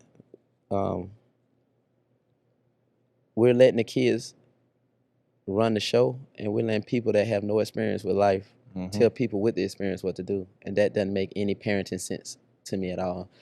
And I get, I get some of the stuff old school might have went too far, but there were great things that were in that old school teachings too, and that were in the old school teachings too. So we gotta find a middle ground where we do need to hear our kids out, but that don't mean we need to listen to them. Yeah, your kids listen to you. Speaking of parenting, though, like I know you said now you going into the 11th grade year, you change AU teams, all this stuff, and there's a lot of things happening for you. Yeah, a lot of things. You having good seasons, you killing.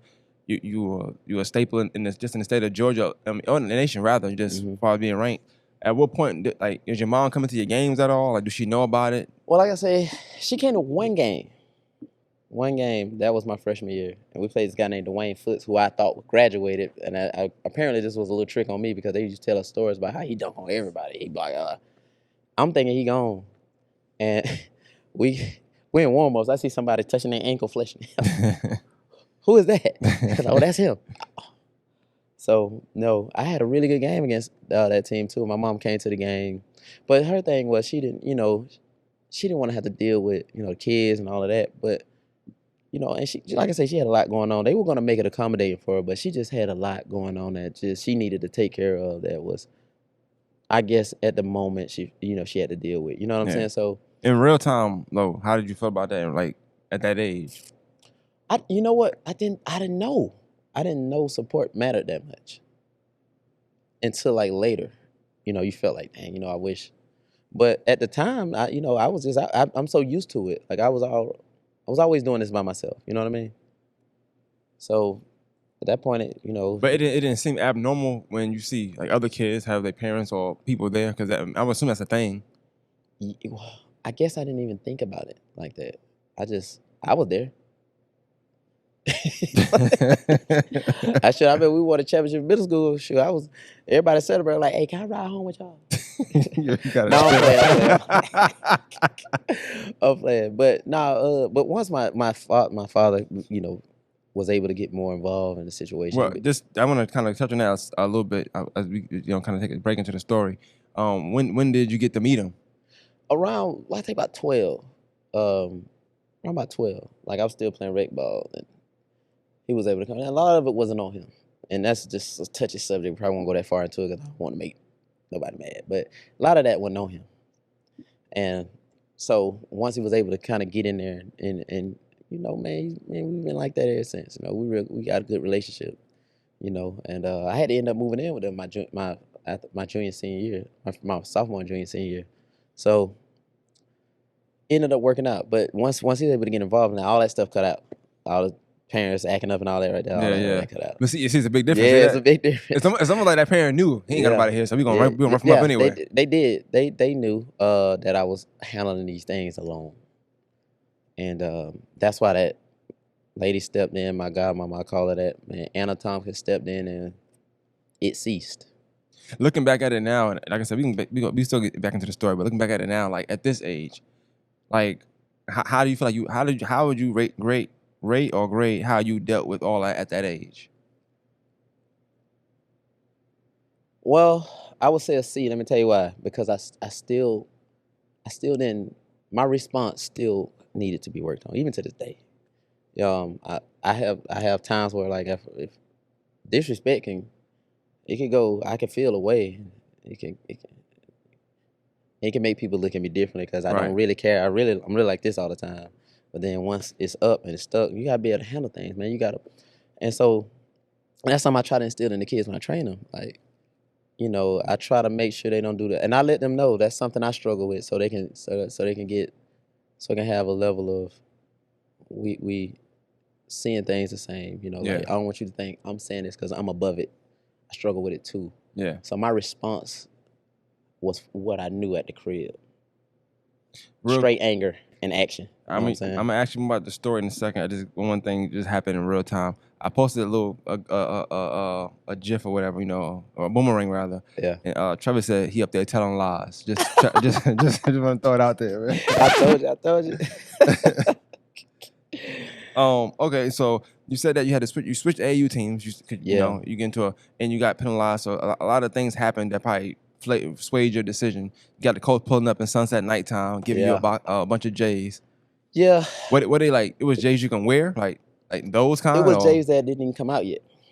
I used to have Jordans in school. So you was the man in school. Yeah, but it was jealousy that came with that, man. I know, like that's all the time. I said about 10, 15 years later, man, some of my homeboys, we cool now. They'll come up to me. They used to come up to me when they first, try to talk to me and like get to know me as outside of the basketball. They'd be like, man, I used to think you thought you was all that because you had the Jordans before everybody.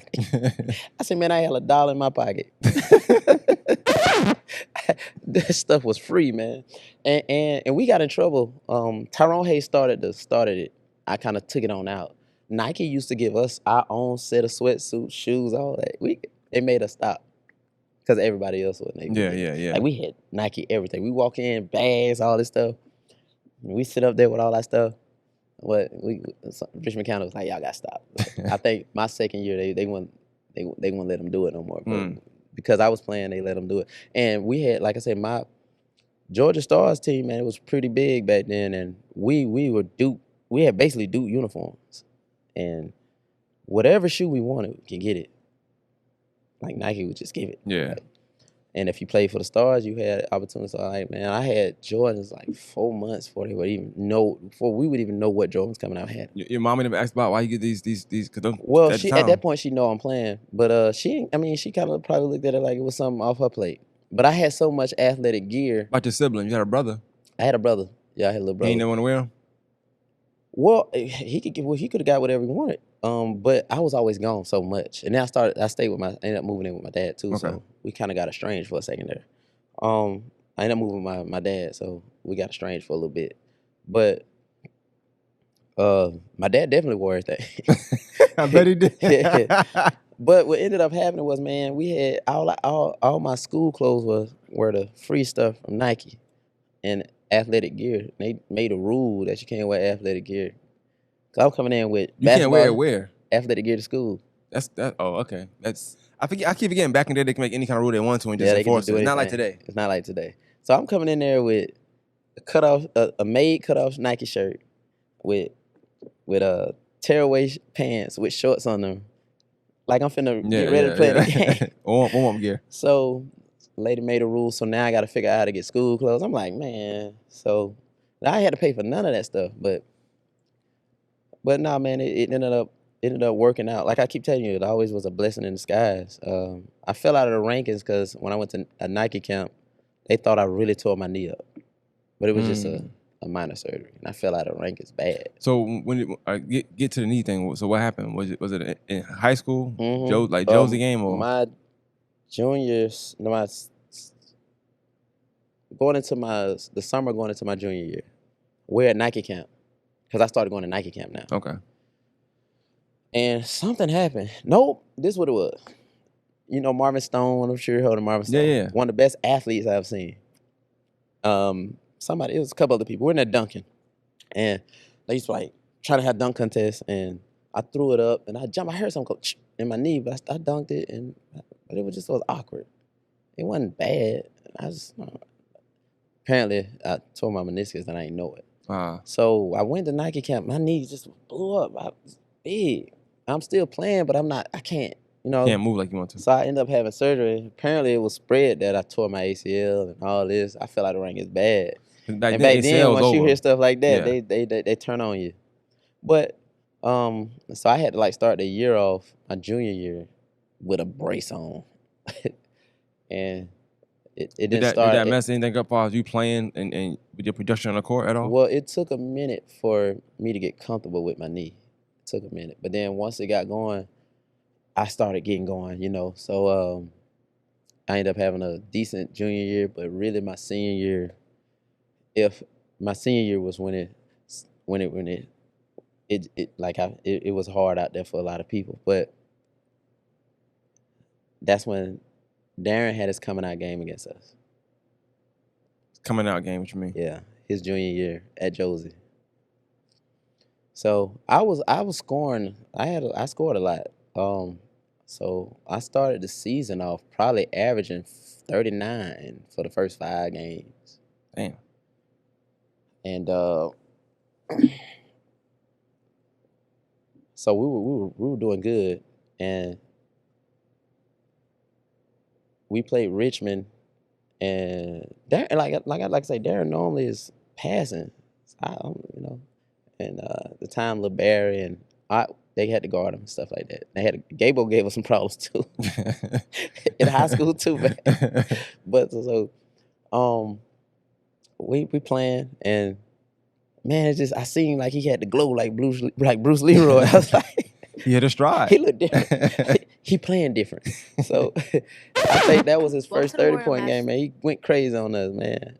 I think we ended up winning the game, but he was going berserk. I think we beat them here and they beat us there, something like that. But he went berserk. Real quick, because I meant to ask earlier, but I didn't. He talked about in the game y'all had here, not in this gym, but he talked on my podcast, and he said, yeah, it was a fight broke out. Okay, so let me tell you how this. Set the scene for me. All right, so we're at Josie. See, it goes further back. Okay, so it The starts game from a at game at Josie. Josie. So what Rouse them and Tebow used to do, they'll tell us things about the other team that may not be true, but to motivate us to play them. They be like, man, I was getting calls from Richmond. They talking crazy about y'all. Talking about and you know how hard y'all work, and y'all let them talk about they can't be working harder than y'all. Like, and we're like, what? For some reason, we believe this crap. We believed it, and like, man, I keep getting calls, man. So we had some goons on our team. You can't tell them stuff like that. Yeah, it's just Josie. Come So on. they now. done plotted. No, they were saying it seriously to get us to be like, all right, we're gonna play them super hard. That's what they're thinking we're gonna do. And so now I don't know who bright idea this was to make the entrance onto the court from the locker rooms.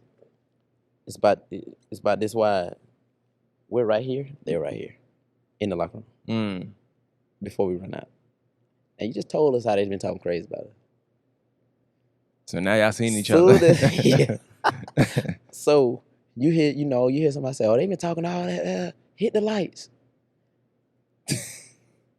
Darren kind of ran. Darren don't know because he's the smallest one on the team, so he runs out first. Yeah. I think Darren and Derek might have made it out. The brother made it out. they looking back like, where am I at? They had that beating on them boys, man. Then they didn't make it, a lot of, it was a big commotion. It was crazy. So, and they had more talent than us at that time too. So, and this was my junior year. Was this my junior year? Was it my senior year? Yeah, my senior year. So they had this guy, Brad, like we couldn't really guard Brad. It was good. Mm-hmm. But he was so frustrated because he got hit the most. Yeah. He really wanted some get back, So he ended up getting kicked out the game just because he couldn't keep his composure. We're used to that. We fight all the time in practice. Yeah. And go back and start playing. So that's funny. He couldn't get his emotions under control, so he got kicked out. So now we play again at the Coliseum. Not the Coliseum, but it was the Coliseum. Yeah. That's what he said. Yeah. So now I heard it's a tournament now. Yeah. Now I heard when the way Darren, and I get it, that's his perspective on it, but that's how we set our screens. Darren did catch the elbow, but he didn't throw the elbow. Now I just want to. Ramon is not like that. Josie do got a reputation now. That's a fact. Of nutmegging and all that kind of stuff. Now listen, that's a fact. When it comes to dirty play, they say it's Josie. Yeah, that's a fact. But in this case right here, this one case we're talking about. Ramon is not that kind of guy. Okay. Like he's big and swole. Like he just was a big muscle. Okay. He about my height. He's undersized playing the 4. So if he did catch a ball, it wasn't intentional. It was because he set the screen. Like he could have probably, and I can see why Darren felt like it was that way. But that dude is a brick wall. You know what I mean? Yeah. And he played football and stuff like that. So, and I'm running really fast into him. So when he hit him, it did look. It was a hard hit for sure. And Darren hit the ground. As a brother, as that's my brother. But you can't hit my brother like that. I got it. I understand. And before you know it, and I'm so glad Derek did this. Derek, don't get mad at me for that. Derek hit him with 2 hands, man, and ran. Gave him one of these.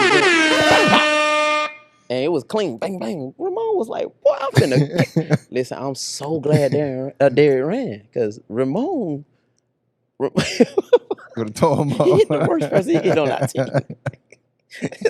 How you hit Derek was smart, but you had to do it. Yeah. Like you got to. This is my brother. Like you got to. And man, it just was a big melee. This is a big melee. So we out there playing 4-on-4. 4-on-4 is crazy. 4-on-4. And I mean, I couldn't score enough. I scored a lot. I just couldn't. It was 3-on-4. We want somebody to foul out on our team. It's 3-on-4 now. Yeah. That had to be a weird game. Oh man, it was weird. I'm trying to beat 2 and 3 people out the dribble. They pressing y'all probably. Yeah. So now I'm trying to beat 2 and 3 people out the dribble. Trying to score, man. I'm worn down at this point. I'm worn down. I had a big scoring night, but it's 3-on-4. You know what I'm saying? Yeah. It got to the point where I had nothing left in the game. I had a big scoring game, like 38, 39, but 3-on-4. Yeah. and it was like a long time. Were y'all slated 5 to win that minutes. game though? You think? Huh? Were y'all slated to win that game? You think y'all was gonna win? We could have won the game. Like, but we both were really good. Like, but any one of us could have won the game. Yeah. But around that time, I hear a lot about, and I talked to Sean as well, where like y'all might have the top 2 guards in the area was yeah, we you would and have been him. the top with Gabo. He's You got to put Gabo Conley. Okay. You got to. I hear good things about him too. Listen, bro. Listen.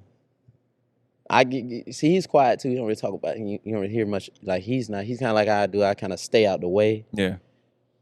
But I'm still involved in basketball. Like I train these kids and stuff like that. So I'm in it that way. He's a family man, all that. But let me tell you something. He was a floor general, but he can get to his pull up. I've never seen somebody just stop like that and pull up. He wasn't that tall either. He's much shorter than me. He'll get to that pull up, and then he had an in and out crop. Man, that left hand was. Do what he want to do on the court. Huh? Do what he want to do. Man, he was like Damon Stoudemire. That's what he was like. Damon Stoudemire. Yeah. I always try to give him some credit because, he didn't get to play in college and all of that. You know what I'm saying? So he, That's another thing that people like, when we look at, that's the people that weren't there. So for me, for instance, somebody who, quote unquote, wasn't there, you think of like what they do afterwards. So then if I wasn't there for the time being, I'm gonna assume you and Sean, because I don't know Gable to go anywhere to do anything. Listen, we look at it. We look at that as like you wasn't good enough because you didn't go nowhere. Listen, I'm gonna tell you something, boy. You blink your eye, he passed you, but like I said, like he didn't. Like I don't want to speak on it because I don't know, but I don't think our coach was heavily involved. Like the teachers ain't call our parents; they call him. Yeah. I got kicked off the team my freshman year. At Josie. Like the first or second day of practice. I walked in, and so they were trying to help me make sure, I wasn't a bad kid. I did my schoolwork, didn't get in trouble. But if I handled my response to everything was violence. but you were raised around that though, so Yeah, so they used to do things to try to see if I'm gonna get better with it. So they'll send somebody to do something to me. On purpose. And when they do it, you be failing. You clearly must want to do something. That's the only thing that comes to me. So one day, they did it, and I didn't respond well to it. But Tebow was like, "What? I can't do Tebow's accent," and so he was just like, "What? Let me tell you something. You think you good? You this and that. Guards like you come a dime a dozen. Kick me right out." Now my dad don't know I'm kicked off the team. It was before the season started. My freshman year. I go home. He like, "Yeah, y'all ain't have practice." I'm like, straight. Next day. Y'all ain't have practice? Yeah, we ain't.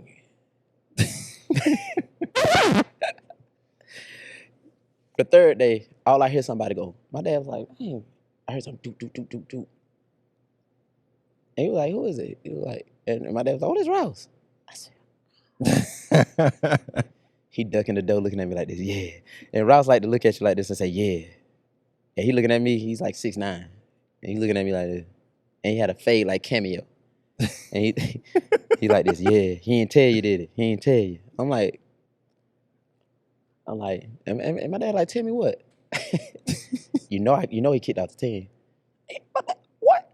I've been asking for 2 days about practice. But so they, they just had to make a statement. Yeah. To let me know you got to keep working.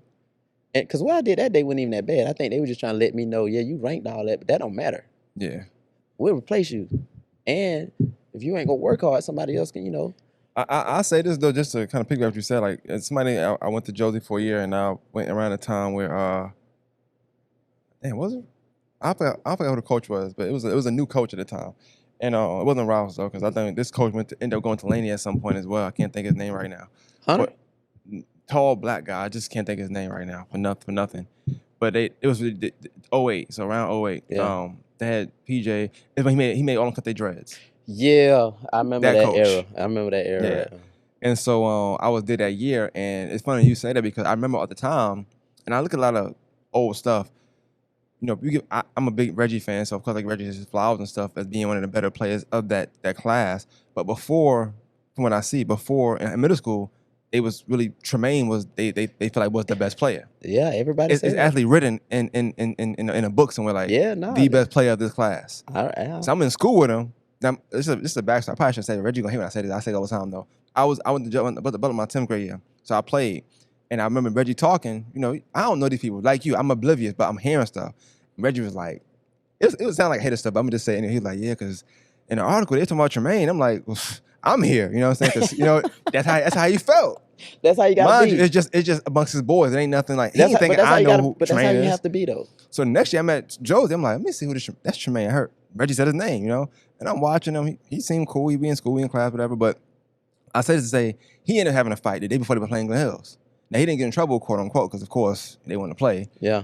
But he wasn't trying to fight. Once again, somebody came and kind of tested him. He was forced to fight. He wasn't trying to though. We're gonna take the blame though. But also, I always tell people like, one thing about Josie, at least at the time, a lot of people that was zoned for that school go to that school. Well, that come with a lot because in that area, it's a lot of things that your average kid ain't having to deal with. Like you said, for you, I'm thinking about you right now. You said you walked everywhere. Just from getting from point A to point B, you can get in trouble. Yeah. Technically speaking. Right, yeah. Josie's the only school, I always say this is the only school for a long time where you could walk from Josie to Sunset, we'll just use that. You can see somebody on drugs. Go ahead. They high. Prostitutes. All these abandoned houses. You never know what's going on in the house. They shoot right outside the house. I was oblivious. It looked normal to you. You see what I'm saying? It's like, oh, this is don't even know how dangerous this is normal. This is. Just walking. But also you just see what's in front of you. Yeah. As opposed to somebody who's probably from I don't want to just know neighborhood, but Woodlake or Pepper, they got their own kind of violence and environment over there, but it's different than this side. And I always tell people that I said, nah, it's a blimpie across the street. That's not your average blimpie. Nothing over there is your average anything. You go up in there. No, hold on. You even get more meat in your sandwich over there. It's for a reason. All this stuff is for a reason. It's not by mistake, right? So I always tell people like they don't see how I see it because where I'm from, I see it schools the same way. I went to school across the project. I know what it's like where you're not from this area, but you're going to school in this area. So like you got to kind of walk a different way as far as like how you're going to poke your chest out because you got 40 people across the street that know this little boy that want to fight you, so you might want to go the other way. Yeah. A lot of stuff that you don't have to endure in other schools. You gonna get driven to school. You ain't gotta walk. That's why I don't social media has overinflated a lot of things that been going on. Yeah. Like these kids getting into these little brawls and stuff like that. Let me tell you something. That stuff I see is child's play from when we were in school. And I ain't saying it, I'm proud of it. I'm saying you guys are acting like my first 5 days of high school, the very first day, all the street dudes pull up from maybe Jenna's home and they meeting the guys out there walking out from Southside and these dudes don't even go to the school and it's a big brawl outside. We walking to the track like, what is going on? Yeah. The first day it's a big brawl in the school so bad that, matter of fact, for 3 days, they had a food fight every day in the lunchroom. And it was a big brawl so bad right afterwards that we had to eat in class for the next couple of weeks. Yeah, see? So I don't know why they're acting like, these kids are just doing something so different. No. I just feel like also back then it wasn't like, it's so many media outlets now. Yes, there's social media. That news is getting out. Like you said, like, this is just on a tangent, but like, you ranked 7th. Your mom don't even know. Because it's nothing, to read, you know what I'm saying? No. Man, let me tell you, I had ESPN come to the school, follow me for a day, do a whole special. And this is something that I was embarrassed, man. Like, let me tell you this. And like I said, I say something. They came to Josie. Some of this is my fault. Yeah, I came to Josie. We played Civil Blood, followed us of Civil Blood. I'm gonna find the tape. I'll put it up there. I think I got it somewhere. That humble thing, man. We teach the kids that I get that to a degree, but you can't do that when you're trying to do something great. Talk about it.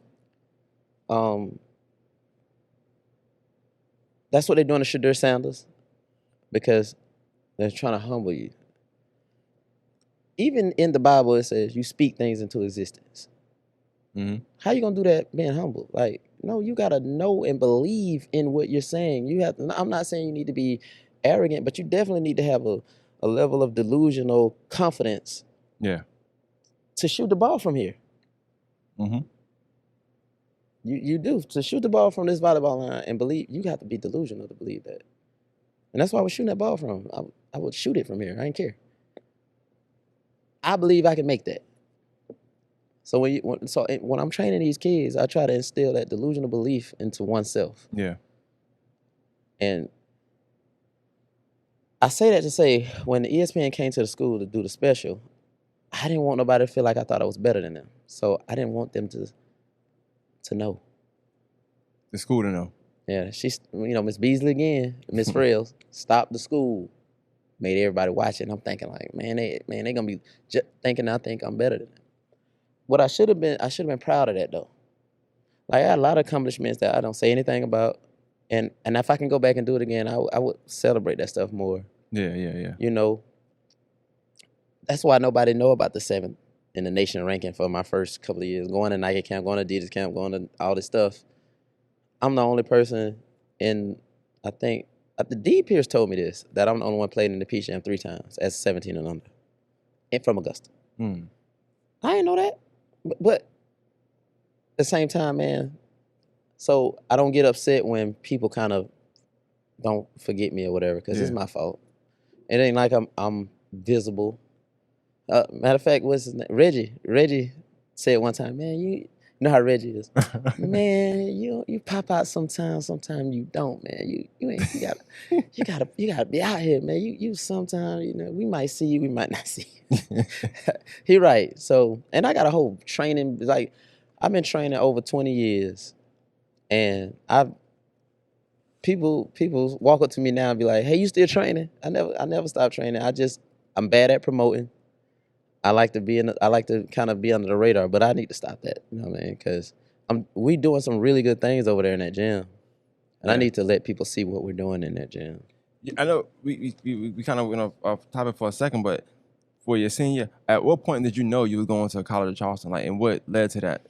I know it got a lot to do with AAU back then. It was more AAU than just high school ball, but like what led you to signing there and going there? And how many schools offered you, with you being highly ranked and stuff like that? What I will say is, I had quite a few schools. College of Charleston was high on my list because Jeff Bolton was there. You did tell me that, yeah. And they were recruiting me hard for a while. My AAU coach was telling me, listen, wait on Tennessee. They ended up that year starting to walk on. Probably my fault. Pittsburgh. I didn't want to go up there. It was cold. I didn't know. Yeah, so if I could ACC Pittsburgh. No, it was Big East. Okay, well, even Big East. I ain't no slouch. If I could do it again, I said it was too cold. I just didn't want to go far from the crib. Got you. If I could do it again, I had Ole Miss and Mississippi State, Florida State. I'm going to Ole Miss and Mississippi State. And they had this dude named Tony Harris. Was it Tony Harris at Tennessee? Yeah, I think at Tennessee. He just left. We played a lot alike. But fit right in the offense. Fit right on in. But at Ole Miss and Mississippi State, I'm shooting the ball in the SEC as much as I want to. In the SEC. As much as I want to. Yeah. It's my team. If I could do it all over again, I probably would have went to one of them schools. I probably even went to Pittsburgh. But I don't regret it because, man, like I said, I got some brothers that came from there. But from College of Charleston? My advice to young men picking their schools, the facility matters. The facility matters. Because when I went to the College of Charleston, that floor was bad. They bring you in this room and say, this is our plan to build a new gym. And I played on and it didn't happen. So I played on a bad floor for a year and a half. Then they put another floor on top of it. They give it hollow to make the floor hollow. Yeah. So I played on the bad floor for a year and a half. My body broke down fast because of that. And then I ended up hurting my ankle. And it's another thing I want to tell young athletes. If you're hurt, make sure they fix you. Don't go on don't try to play through nothing. Right now to this day, I'm limping in here. I knew it was going to rain today because my ankle hurt so bad. So basically, I hurt my ankle my sophomore year. I hurt my ankle my sophomore year in college. But I didn't know how bad it was, and they didn't want to tell me either. So they just gave me stuff like that's when Celebrex and Vioxx was coming out. I just stuffed that in me, right? And then I kept telling them, "Hey, something wrong with the ankle," and they was like, "Oh no, it's just a little arthritis, whatever. Keep playing." But now my thigh muscles are getting small because I'm compensating so much on this knee. Damn. Same thing with Kawhi Leonard started happening to my knee. And I kept saying something is wrong with my knee. And they kept saying, oh, man. And even some of the players on the team, man, he faking. Same way what they did with Kawhi. And I was like, listen, something is wrong with my knee. It hurts right above that knee. Same way you hear. So I get basically playing on a leg and a half my junior, senior year. And I used to have to come 2 hours before practice to stay 2 hours afterwards to make it through these games and make it through practice. And I didn't come out of practice. And then my coach played me to the ground. Like I had to guard everybody. I had to try to score. My body I'm 5'11" on a good day, 185, 175-ish when I'm got water in me. And you talking about guard Kevin Martin, 6'8". I gotta guard these people. You know, I'm guarding everybody that's supposed to be good, and they bigger than me every night. And they just ran me into the ground, to be honest with you. And by the time it was time for me to make money for myself, I ended up going overseas and playing. Now, I still don't know how bad my ankle is now. So I'm playing in Sweden. It took me a while to get another contract, and I ended up playing in, after Sweden, I ended up playing in Ireland just to stay in shape. Then I played in Finland for a brief second. That deal didn't work out, but since I was in Ireland, it was easy for them to fly me to Finland. Yeah. They ended up not working out. So I got a new agent. And he was like, man, what are you... Oh, as a matter of fact, no, I went to Sweden. Then I got a new agent because I was with Michael Curran agency. He had an agent that he was cool, but he really wasn't for me like I thought. So I got this agent that I went to his camp after college, like it was a pro camp he had. And he had all these players that were supposed to be good, but I probably should have been the MVP of that. Like I ended up the same way like I did in high school when I played in the Georgia-Florida All-Star game and broke all the records. Yeah. I don't know if you remember that. It was a Georgia-Florida All-Star game. The very first one, I got the record of scoring, assists, steals. I hit the game winner, we won. And the Westlake coach last game of his career. Ah. Yeah, he was like, give Mitchell the ball every time on court. You got guys going to Syracuse, this, but he knew, and everybody else knew too, because they played against me. So, and then so the same thing happened when I went to this camp. Played very well. Probably should have got MVP. Then when I went overseas, I'm basically getting through. My body's still kind of breaking down, but I'm still really, really good at this time. And I would come home and still like dominate the thing. And then, you know, I notice I hear a lot of little stuff people say, but if we really talk about what was happening during that time, whatever. But I get the so I got the new agent. I went to Poland, played well out there, and then once I left Poland, which was a crazy experience. Then once I left Poland, I ended up in Finland for a little while. That's when I switched agents again. This guy's still my friend to this day, still my agent to this day. Like if anybody needs something, like guys need help, I send them to this guy. He brought me home, played. If you go on my Facebook page, you'll see Track the Trailer on there. We're playing in this first, I represent America in the first FIBA de Liga Central America tournament. It was on NBA TV and everything. So once we did that, I got a contract in Venezuela. And this is why I always, when we had these debates about small guards and stuff like that, I always tell people, if you haven't been the best player on your team as a small person and you have to carry the load, you would understand why I'm telling you we can't do that. Yeah. Even if you are the dominant scorer, it needs to be somebody else, like kind of like an Iguodala To offset it so they can. And we're playing professional basketball where the whole team is the whole goal to stop me. in a They got professional film. league. They watching things. Man, They know and your they got moves. bigger Yeah. players. They pushing. It was like kind of like that for the most of my career, really. Yeah, a few times in college it was like that. The whole goal is don't let me shoot, stuff like that. But if you're dealing on pros, they're professionals for a reason. So. Right now, I was still getting it off. This is how you know something crazy is gonna happen. The game slowed down so much. Like, and you got to think. I'll give you an example. When Steph Curry came to Davidson, who's Davidson rival in the Southern Conference at that time? The College of Charleston. Mm. When I left, he came in. He was 5'10", 5'11". All the teams in the Southern Conference had a Steph Curry before him. I was a small guard shooting the deep, catching, shooting from everywhere. Everybody had a guy like that. We've been playing like that. But they didn't like that. Steph Curry got 6'3" and he did what he needed to do. So I'm playing like that overseas. Like, Shooting from anywhere. Shooting from everywhere. I can see every bounce pass, everything. Everything was just easy for me. The game really slowed down, and that's when I told you my knee was hurting and everybody kept saying it wasn't hurting. Yeah. I'm pushing the ball full court, coming right here. I stop on the dime on a break. That's the type of shots I was shooting. I'll stop on the fast break and shoot a 3. Back then. It's gonna be cash. It's the thing now, but yeah, back then it was unheard of. Look, so I stopped on the dime. The dude, damn, fails trying to stop with me. I'm thinking I'm finna be in there. It's gonna be another 3. Boom! I hear something go boom. My bone just come straight through the knee. Oh, like out your skin. Well, it didn't go out the skin, but it snapped my quad tendon.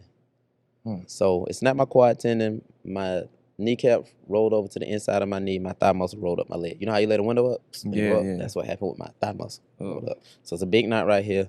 I'm on the ground. I wonder if my dad still got the newspaper. I'm on the ground holding. I'm moving my kneecap back. I'm screaming. The cameraman just walking around me like, you need to help. You know what I mean? So the guy trying to speak to me in Spanish, like he's drawing it. Like, I'm hoping that it's a dislocation. He said, which way did the kneecap go? I told him inside. He just dropped his head. He said, try to kick. I'm trying to kick. Nothing's happening. He said, kick your other leg. Try to kick that leg. It's disconnected. So, that tendon connects to the thigh muscles. And, ligament connect the bones. So, pretty much strained everything, ripped everything up in there.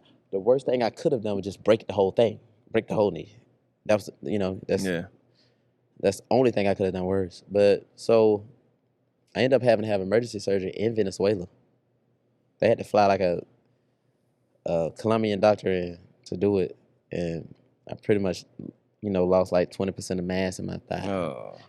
My knee looked like Frankenstein, man. I be wanting to wear shorts. I want to wear the hoochie daddy shorts, man. I can't do it. My knee look like Frankenstein, man. They gonna be judging my knee when I walk, man. So I can't even wear the hoochie daddy shorts, man. So that kind of stopped your overseas career. Okay, so when I had that surgery, they did an old school surgery too. So they sealed it back up, put it back together, put everything. They had to pretty much fillet my leg. So I got a scar from the bottom of my kneecap all the way to the middle of my thigh. They had to fillet it, cut it open. That's why I said it looked like Frankenstein. It took me 2 years to recover from that. And I came back a little early to try to, my agent is the best. I got enough, because right before that happened, I had a deal signed in Italy. That week I tore it. I was just about to be on. My agent was like, keep playing, do what you're doing. We got this deal in Italy. And that same week, I tear it. I was killing. And I tore my knee. So guess what? He got me another opportunity a year and a half later. So I'm like, I'm thinking it's ready. I'm like, and then they were like, they'll rehab the rest of me too, even if it's not. Yeah. I get on the airplane, whole thigh shut down. Can't do nothing. On the airplane? Just get on the airplane? Something about it wasn't ready. So they tried me. I was like, what's wrong? So man, I ended up coming back. I was in the Pompeii area. Came back. Finished the rehab again. Then my agent, man, he stood by me. Like, that's when if you go on my page, you see I got this New Balance stuff on, because New Balance was just starting to get their stuff back on again. Okay. And so I played in this New Balance tournament, and my game came back, but I was never the explosive athlete ever again. I was just really quick, but I didn't have that full speed. Yeah. But my knowledge of the game was better. The biggest compliment I ever had was I was at Gerald White had a camp, God bless the dead, and Michael Stokes was coaching another team. And Michael Stokes was one of my biggest critics. But what made me feel so, and he's one of the best players I ever played against, went to Josie. He said, this the first time I ever seen you really play point guard, like thinking it through. He said, maybe because you got hurt, it's slowing you down. Man, that was the biggest compliment. Coming from him. Yeah, yeah. Because I looked up to him and I couldn't ever get his approval on nothing. I could never do nothing right. Mike Stokes be like, yeah, you can shoot. Yeah, man. He one of them types. He all right. It's all right. Good game. But this was the first time he was like, said something like that. So, and I got the film on that thing too, man. I played really good. And I went back to Venezuela after that. And then I just couldn't keep up this ankle. Everybody think I retired because my knee. No, it was ankle. It's ankle. I know I skipped over this, but your senior year, I know you said you decided to go to college Charleston over all the other schools, but what about because you was ranked? What about the McDonald's game? Like, I had votes. Okay. But a lot of stuff hurt me too because when I had that brawl my senior year, then we had a guy named Derek Foster, like my brother. He ended up living up with us, and something happened with the paperwork amongst the grown-ups, and man, it's like 4 different stories on why we couldn't participate in the region tournament and the state tournament. Josie? Yeah, my senior year, my last game was a regular season game. We got banned. Oh, yeah, I couldn't play like nothing. Oh.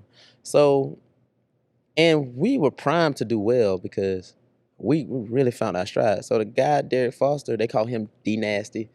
I don't want to call him that. Yeah. But but he was a really good player. But something, when he transferred in, something wasn't right. But it was on the paperwork on the grown-ups. They penalized the kids.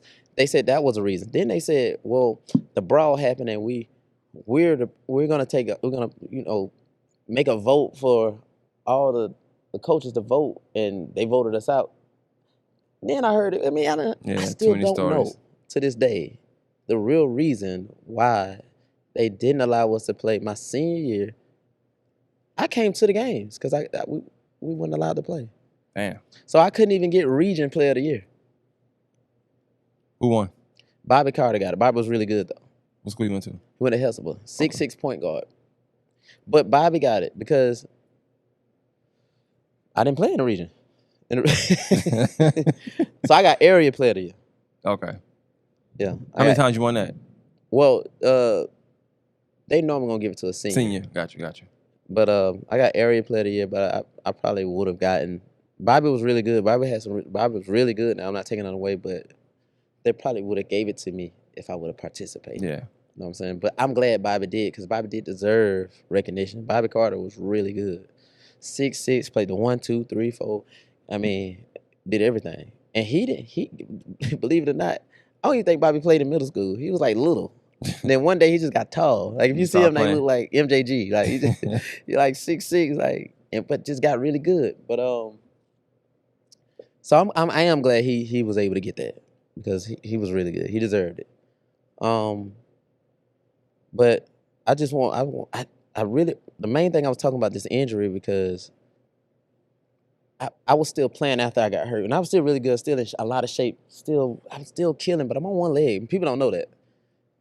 They just thinking, they probably wonder why I wasn't driving as much, but I'm still killing, playing well, but I'm on one leg. Yeah, but you feel as you playing.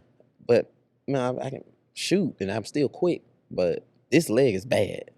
So over time, it just got worse and worse. So I ended up having a surgery. They told me that, hey, there's some bone spurs in there. I'm gonna try to clean it out. Matter of fact, I ended up hurting my heel real bad. They said I cracked it right before we played Laney. We played Glen Hills. I tried to dunk it at the buzzer, and I landed bad. I went to the doctor at this morning. They said, don't play. You crazy. We playing Laney. I ended up playing like trash.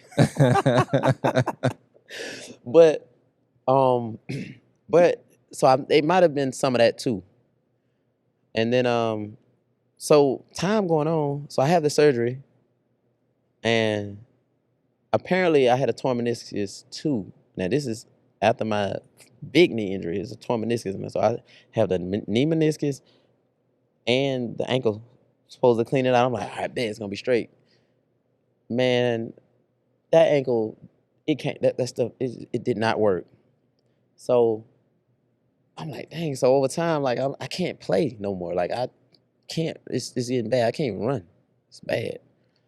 But like I was so mad because if I was still somewhat decent, I wanted to participate in what David is doing. Yeah, like the but clash and stuff like that. I can't do it. So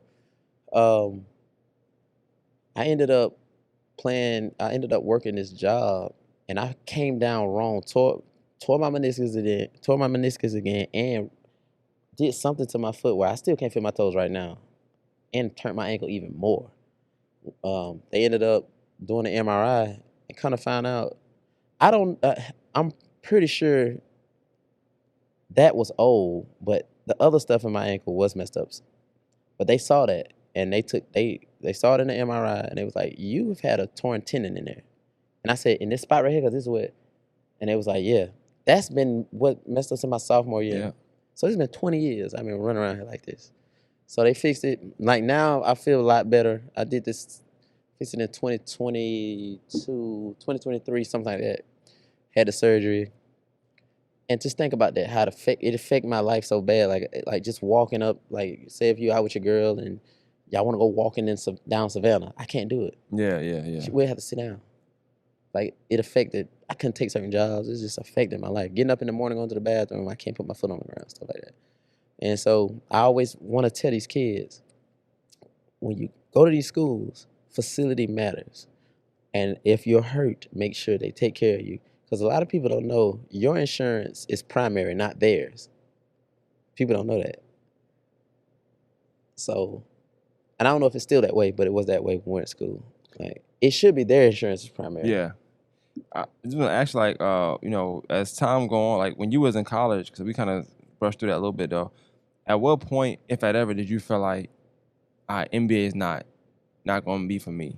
At what point in your life, rather, did you feel like, okay, well, I ain't going to the league? I'm gonna say this. Once I realized I picked the wrong place to go to school, I know what I'm saying, I kind of knew. And then also, I was always realistic about things. Like, it's another thing I want to tell the kids. When you picking these schools, make sure your parents fight hard for you to do whatever it is you want to study. I want to be a physical therapist. My mind was set for that. My life plan was set that way. And they tell me, we can be able to do it. And once I get there, oh, well, you're not going to be able to get the hours. No, you make me be able to get the hours, because my life is set up as an 18-year-old kid, and you just threw my whole thing off. Just to get me to come play basketball? Just to come play? No, I had a plan as an 18-year-old. Now you're making me reevaluate and force me to do communications. But and this is not a knock, because nobody knew. I'm the first one to go through it at this level. Right. But if they know now, if I know what I know now, I know this kid named that came before me named Josie. I can't think of his name. He was like one of the best players I ever played at College Charles. His parents, he gonna do pre-med, and y'all gonna make that work. White kid, he dunked everything. Golly, they call him Beast. But he did pre-med because so they kind of got over on me with that, and I'd probably be a physical therapist right now. I had that dead set, and just imagine derailing the kid's brain that way. Yeah. Now, it was a time where, like, what people don't understand about the NBA, you can play in the NBA. Yeah. You can play. Like, if you can, I was strong enough, I was quick enough. But what does the team need, though? Do they need a 5'11" guard that's scoring like that at that time? No. I just think too, like, I'm thinking about your story and like all the what ifs after college. Like, what if, even this, like, what if you don't switch AU teams and you don't leave Sam? Right. Like, how would that have helped you or hurt you? But how would that have helped you? For like, you got these 5 schools, and you say, "Oh, College Charleston." Oh no, we not going there. Let me Like, tell you be for this. real. It would have helped me if knowing what I know now. That was my team. No, well, not saying it like that. Those other guys was really good too. Like it was their team too.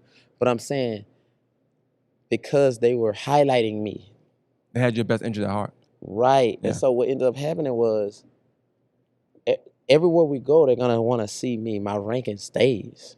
Mhm. And I just put myself in the middle of a bunch of people that They really set you up for success, though.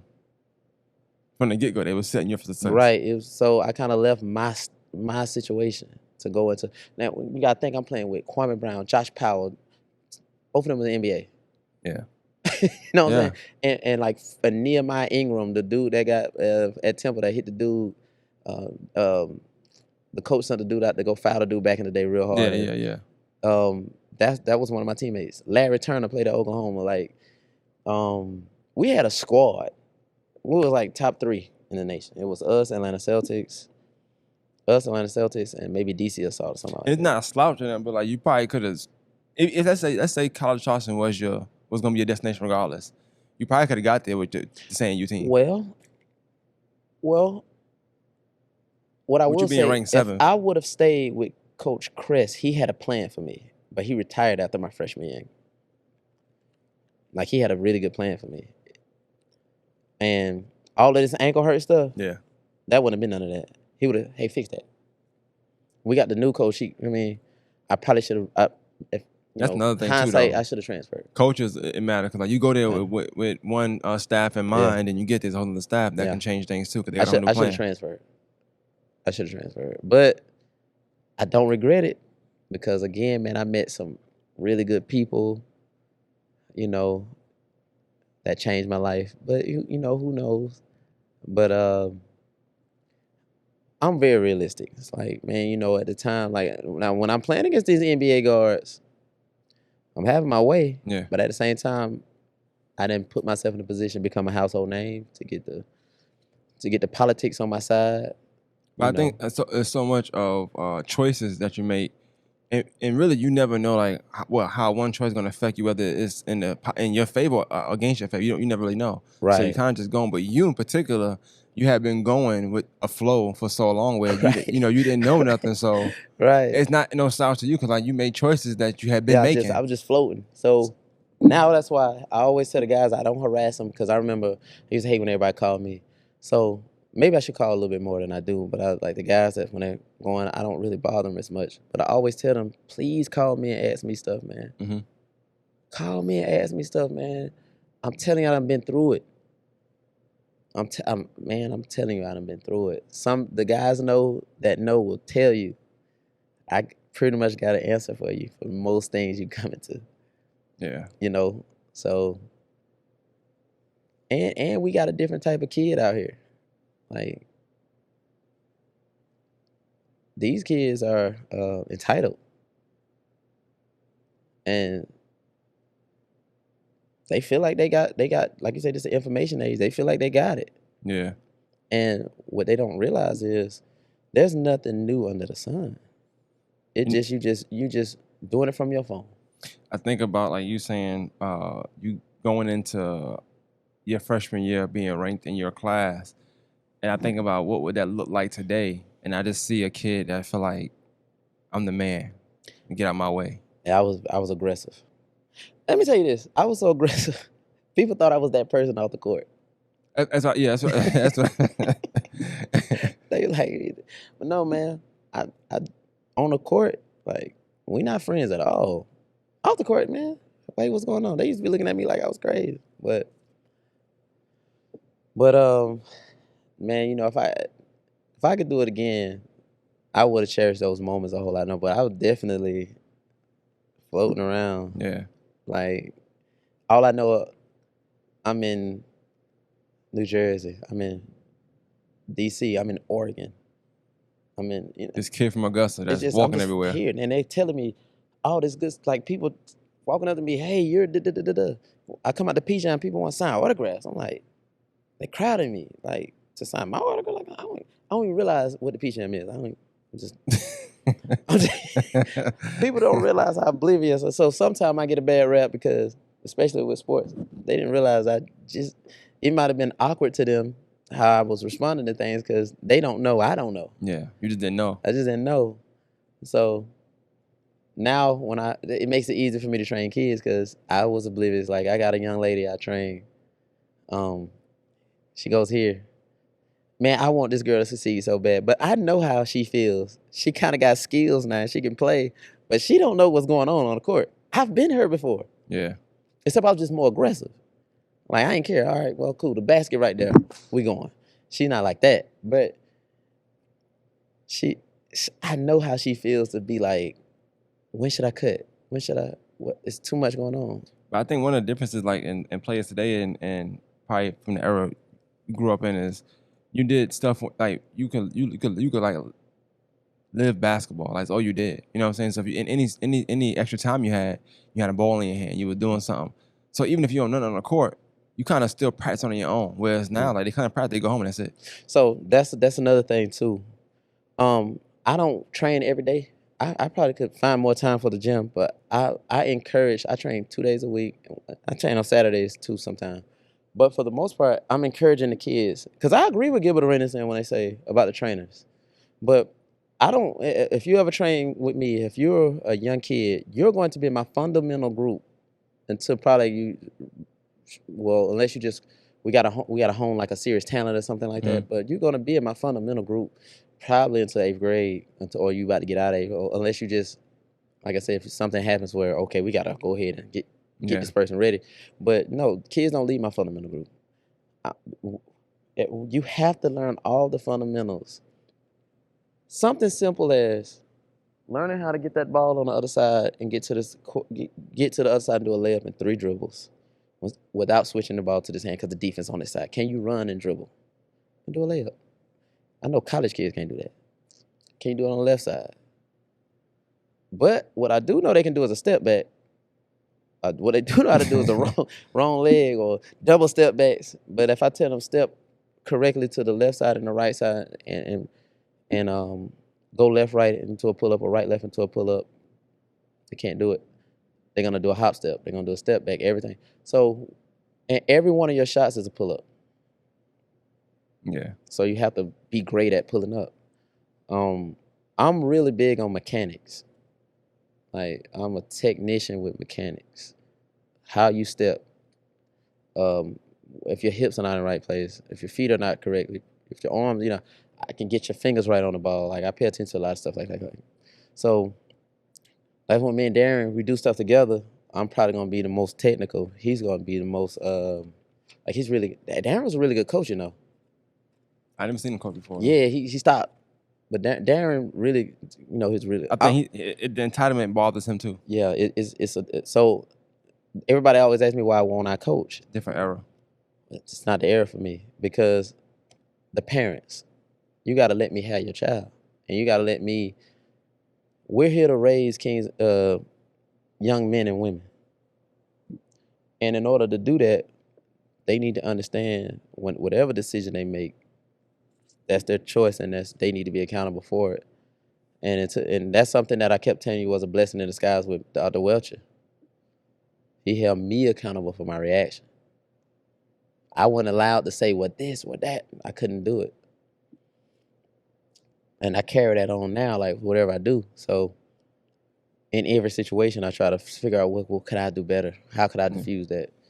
And if I'm wrong too, So I want to kind of end this on a question. I got one question for you, and I want to ask, like, today, knowing what you know now about your life and you're reflecting on everything, like, what would you tell your younger self? I'm trying to see which particular time. What would you tell your young self the day you had the altercation in middle school? I would tell my young, especially knowing what I know now, especially even about that man, because he was going through something himself. I would tell myself, he's still an adult. And it's adults in there that's going to handle it for you. My coach was in there. I didn't have to go out and handle like that. Granted, I get it. This guy's putting his hands on, but at the end of the day, that's still an adult. And you got to have restraint. I'm a firm believer in if you. I'm not saying men can't be emotional. We just emote differently than women, but they want us to emote like women, but then don't like when we do that. As a man, overly emotional, overly emotional young men and men kill people because they're acting off impulse. Men don't get to be that type of emotion. They don't get to be that type of emotional person. You have to have restraint even in hard situations, and that's something I still struggle with. You have to have restraint in hard situations because that man could have been. We don't know what he was going through. Yeah. You know what I mean? So if I would tell my young self that have restraint in every situation, and that's something I still have to tell myself. You know, Well, like I said, I definitely appreciate the time. I think, like I said, you got an amazing story. Like I knew you would, but most people say the same thing. Like you gotta get a story, you gotta get a story. But like I think the most surprising or highlighting part of the story, I think, is the fact you just didn't know a lot of stuff that you were going into. Like no, so, nothing. but when you hear your story, I'm thinking like I'm putting myself like stuff I'm hearing. Yeah. So you doing this, you doing that, you scoring this. So I'm thinking like you know what you're doing. Like you the man, you doing it, but you going through things not knowing that what you're doing is special, or not knowing that this talent is a special talent. Kids know that sometimes, so they can Yeah. act off that. You just kind of going through the motions, I'm and just going like through it's the just motions. finding you. Yeah. You can find a picture of me. We won a region championship. I didn't even know what that was, first of all. We won a region Of course you championship. didn't. You will see me standing, everybody celebrating, you'll see me standing on the side. Like this. I'm dead set. I'm gonna try to find that picture. Yeah, send it to me. Matter of fact, hold on. Let me see. How many points you scored that game? You had a good game that game? Well, that was my freshman year. So that I probably had about 12, 13, because I averaged a double-double as a freshman, like 12, 13 points, 11 assists. I led the state in assists. Wow. I averaged a double-double for my career in high school. So, but my senior year, like, was a really weird year because remember I told you that guy, Yeah. From he class. was a monster growing up, even in like middle school. But some reason, something happened where he just kind of couldn't get it together, like put it all together. But in the middle of our senior year, he figured this out. He figured it out. So he just he just figured it out. Yeah. And then we had this dude named Trayvon Magruder. He used I to heard hide him, trying to yeah, dunk yeah. so that he didn't, because Ross made you dunk everything. So he used to hide that he can dunk. So one day he dunked one day and I caught him. So they start coming along in the middle of the season. That's why we would have had a chance to win it that year. Yeah. But let me show you this picture of my freshman year. If I can find it. If it take longer than 10 seconds, now don't worry about it. It should be on my pictures. Hold on. Dang, so every year somebody posted.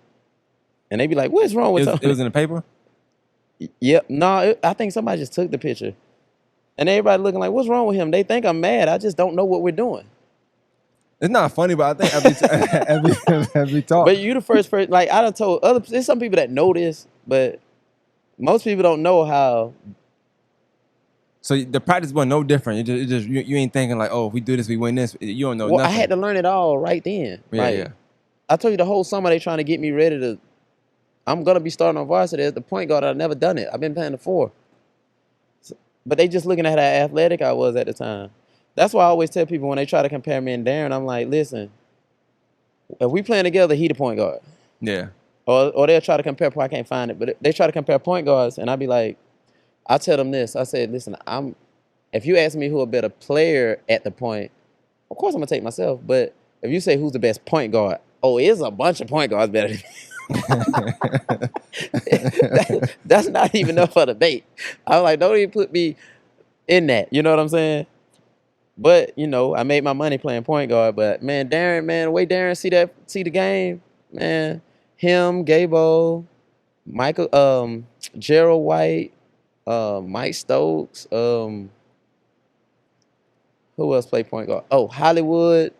Yeah. Who else played point guard? I want to say it because if I don't, they're gonna be like, you left somebody out. But it was some really good point guard. They really understood what they really controlled people, and yeah.